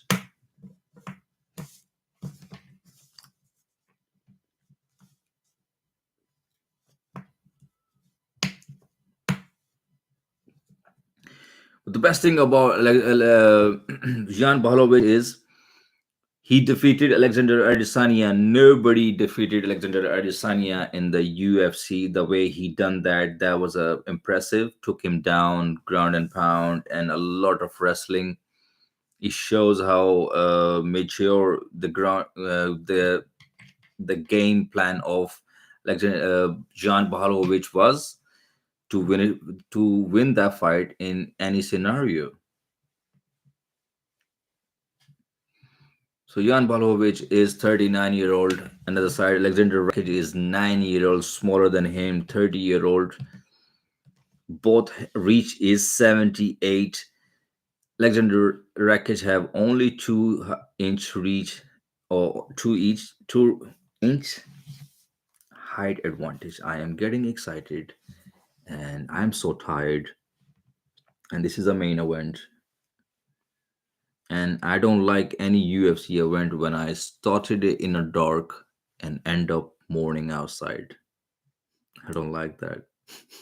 But it is what it is tonight, half 5 UK time, morning UK. The Americans are lucky people, you know.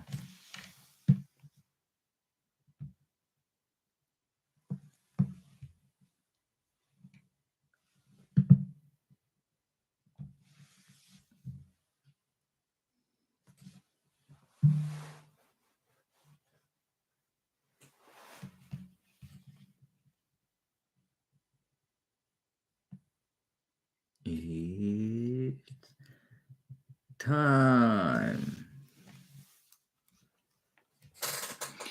So this is a 5 round fight between Alexander Rakic and Jan Blachowicz. Fighting out of a blue corner, Alexander Rakic, 14 win, 2 losses record. That's his record. 16 foot 4 inch height, 205 pound.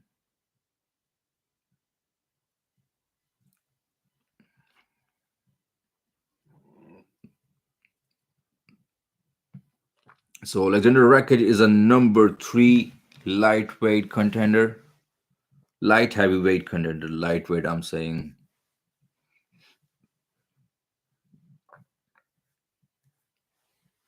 So fighting out of a red corner with a record of 28 win, 9 losses, height 6 foot 2 inch, 205 205 pound.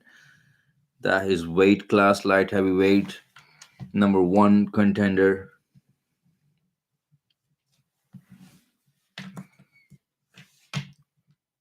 Jan Blachowicz. So let's go. Main event is getting started. Jan Blachowicz versus Alexander Rakic.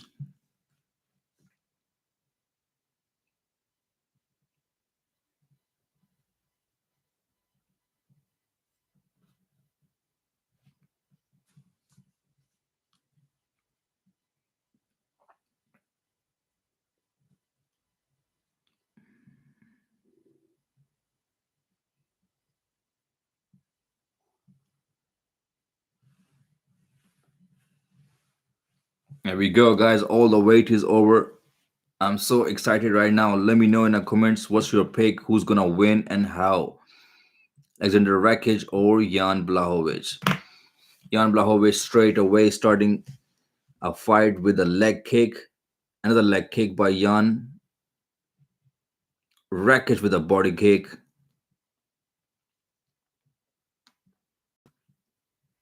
And Alexander Rakic slip. This canvas is slippery, man. It's so embarrassing.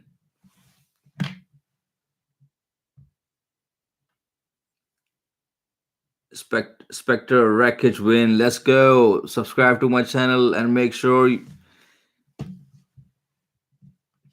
Ooh, heavy calf kick by Rakic.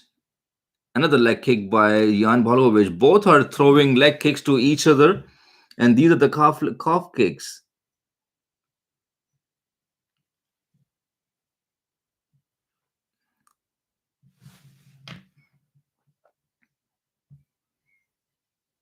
We are from Serbia.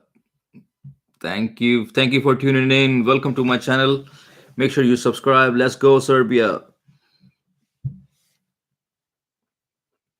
Rakic is doing a very good job. He is keeping Jan Blachowicz in the back of his heel, and them leg kicks are landed over and over, and the right hand landed, and Jan Blachowicz is cut under his eye, and that cut is making him. Oh, nice body kick and the right hand behind. Heavy leg kick by Alexander Rakic. Man, this is a kickboxing fight. Both fighters are attacking the front calf kick. But Rakic on the side keep doing the good job attacking the right eye of Jan Blachowicz, which is leaking the blood over and over again. And Jan Blachowicz is getting contact again and again there.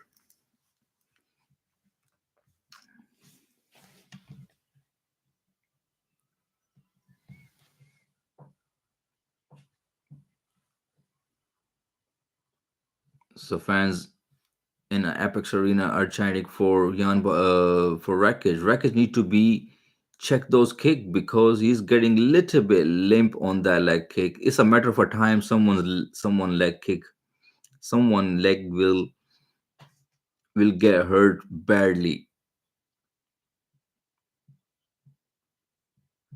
Oh, Rack is doing a very bad mistake when he's going backward. His hands are down like this, and he's getting connect with the right hand. You have to be careful with that punch because in these exchanges, Jan Balovic he is very explosive.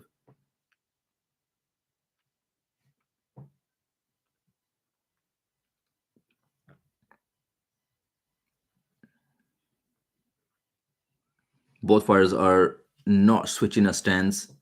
Now the after getting a leg kick, Rakic changed his stance.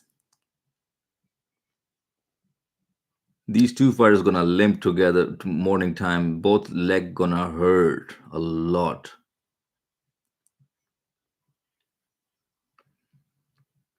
Big swelling of the leg calf kick of Rakic.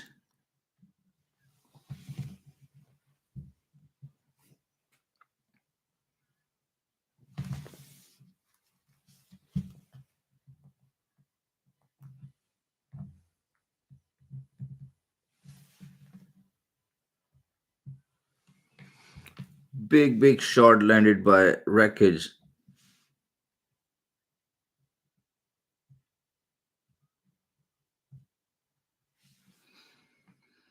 Rakic got a some solid chin. These shots where Rakic took it, nobody took from Jan Bahalovic.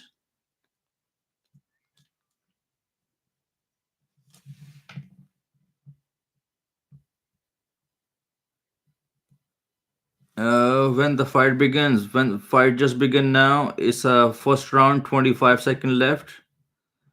Rock Tehran, make sure you subscribe, like, share, comment.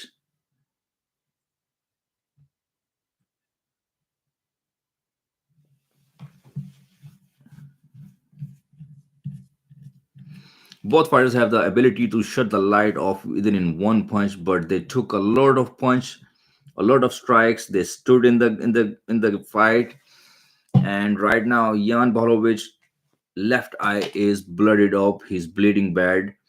Both front leg kicks are damaged. Jose Povijet. Look like Rock Tehran is speaking Serbian language. That's Serbians. So say Pobijet. Am I right?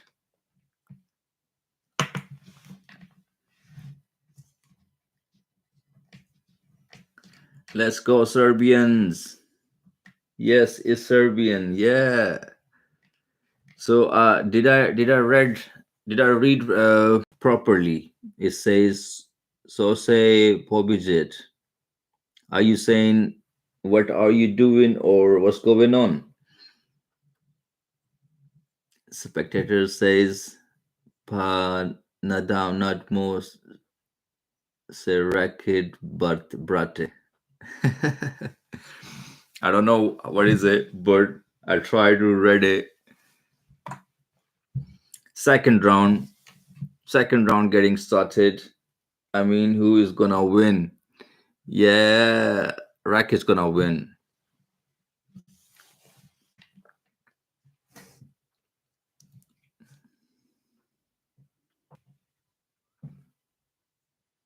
So Rakic took Blachowicz on the ground, but Blachowicz is going for the triangle. Blachowicz is going for the triangle. Rakic have to be careful. Do not get into the submission trap.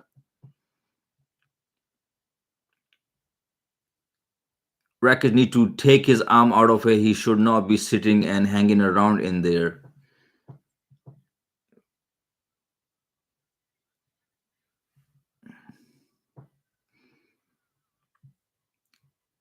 Nice attempt by Jan Bhalovic for triangle, but Rakic is out of it. 3 minute 44-second left. Rakic need to throw some ground and pound from here, rather just holding and staying in that position.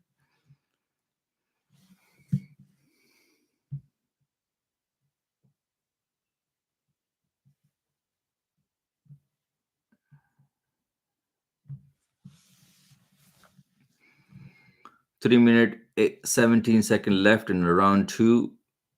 Alexander Rakic is on the top position in the full guard. Only one submission for Alexander Rakic in his career.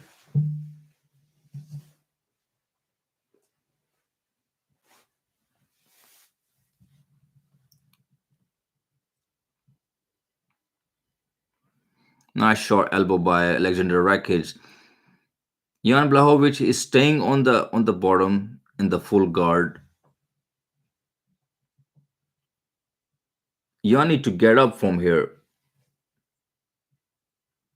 Who wins at the moment? Rock Tehran saying who's winning at the moment. This fight is so close so far. First round was so close. Now second round so far, Rakic is winning because Jan Blachowicz is on the ground now, and he's staying on the bottom position. In this bottom position is only two options: or you stand up, or you attack for a submission. But Jan is not doing anything at all. He is staying in there, and Rakic is doing a good job with some of the ground and pound, keeping Jan guessing, and he's not letting him get in up. So far, Rakic is winning this second round.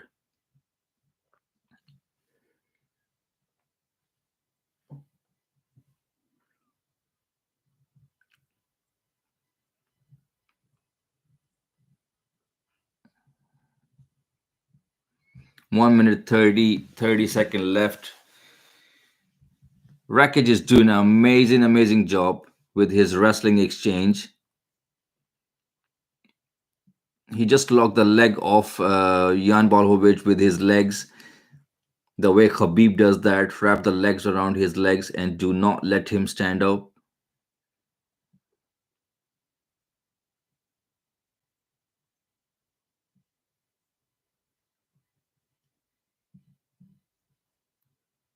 Jan Blachowicz looking so tired and fatigued so far.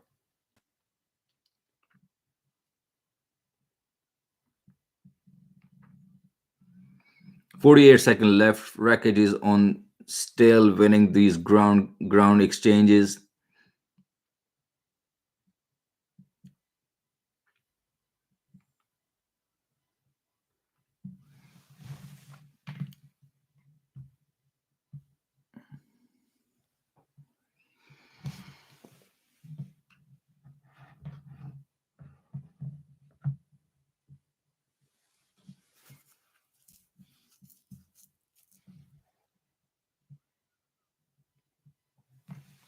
So 13 second left in the second round so far.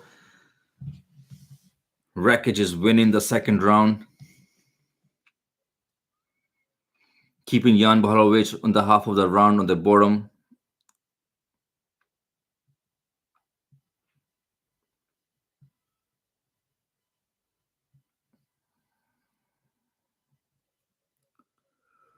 Two rounds in the book, three to go.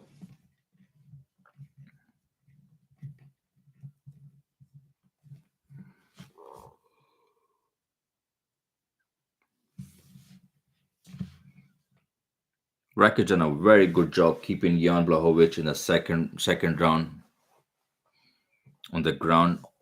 Most of the round goes to Rakic. Second round goes to Rakic because he kept him down.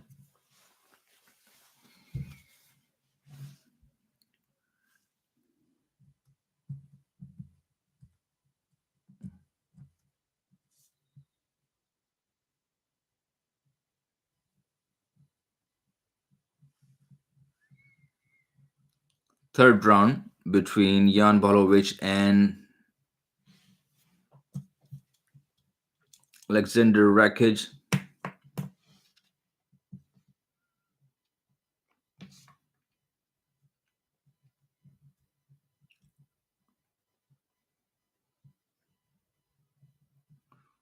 Nice leg kick by both fighters. Both fighters are throwing leg kicks in the same time. Blachowicz looking a little bit aggressive towards this round.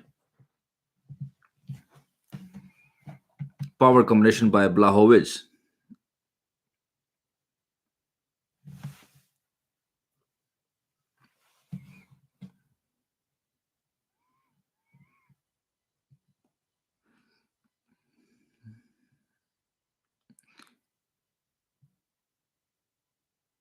Oh, the jab is popping.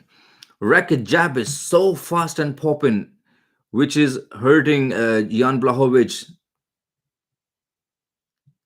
eyesight. I think the left eye of Jan Blachowicz is messing around with him. Oh, the leg kick landed, and oh no, Rakic looked like broke his knee or something happened. He fell down. Oh no, he's now moving. There's something happened with Rakic's leg.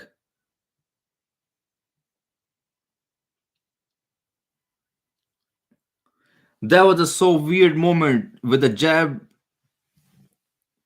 First, Blachowicz was hurt. He's just stopped like my eye, and the referee says keep going on. And then something happened to Rakic. He just went back, and something, his knee looked like popped.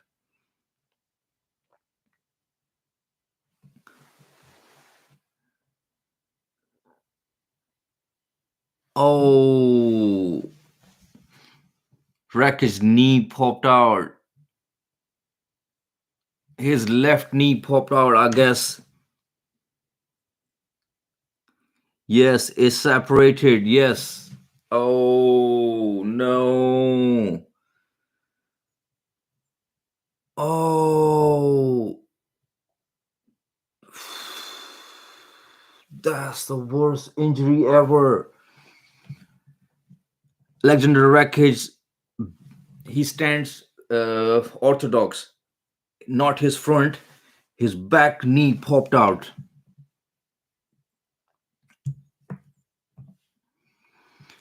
So this is how the fight ended, guys. I'm really apologize for all the fans who was expecting this fight to go more longer for Rakic, but suddenly this fight is ended due to the injury. Rakic left knee is popped out, and that was not a good end for the fight. Anyway, thank you so much anybody who tuned in, and unfortunately we did not get the result what we was looking for. The fight ended this way. We did not expect that Rakic was winning this fight, and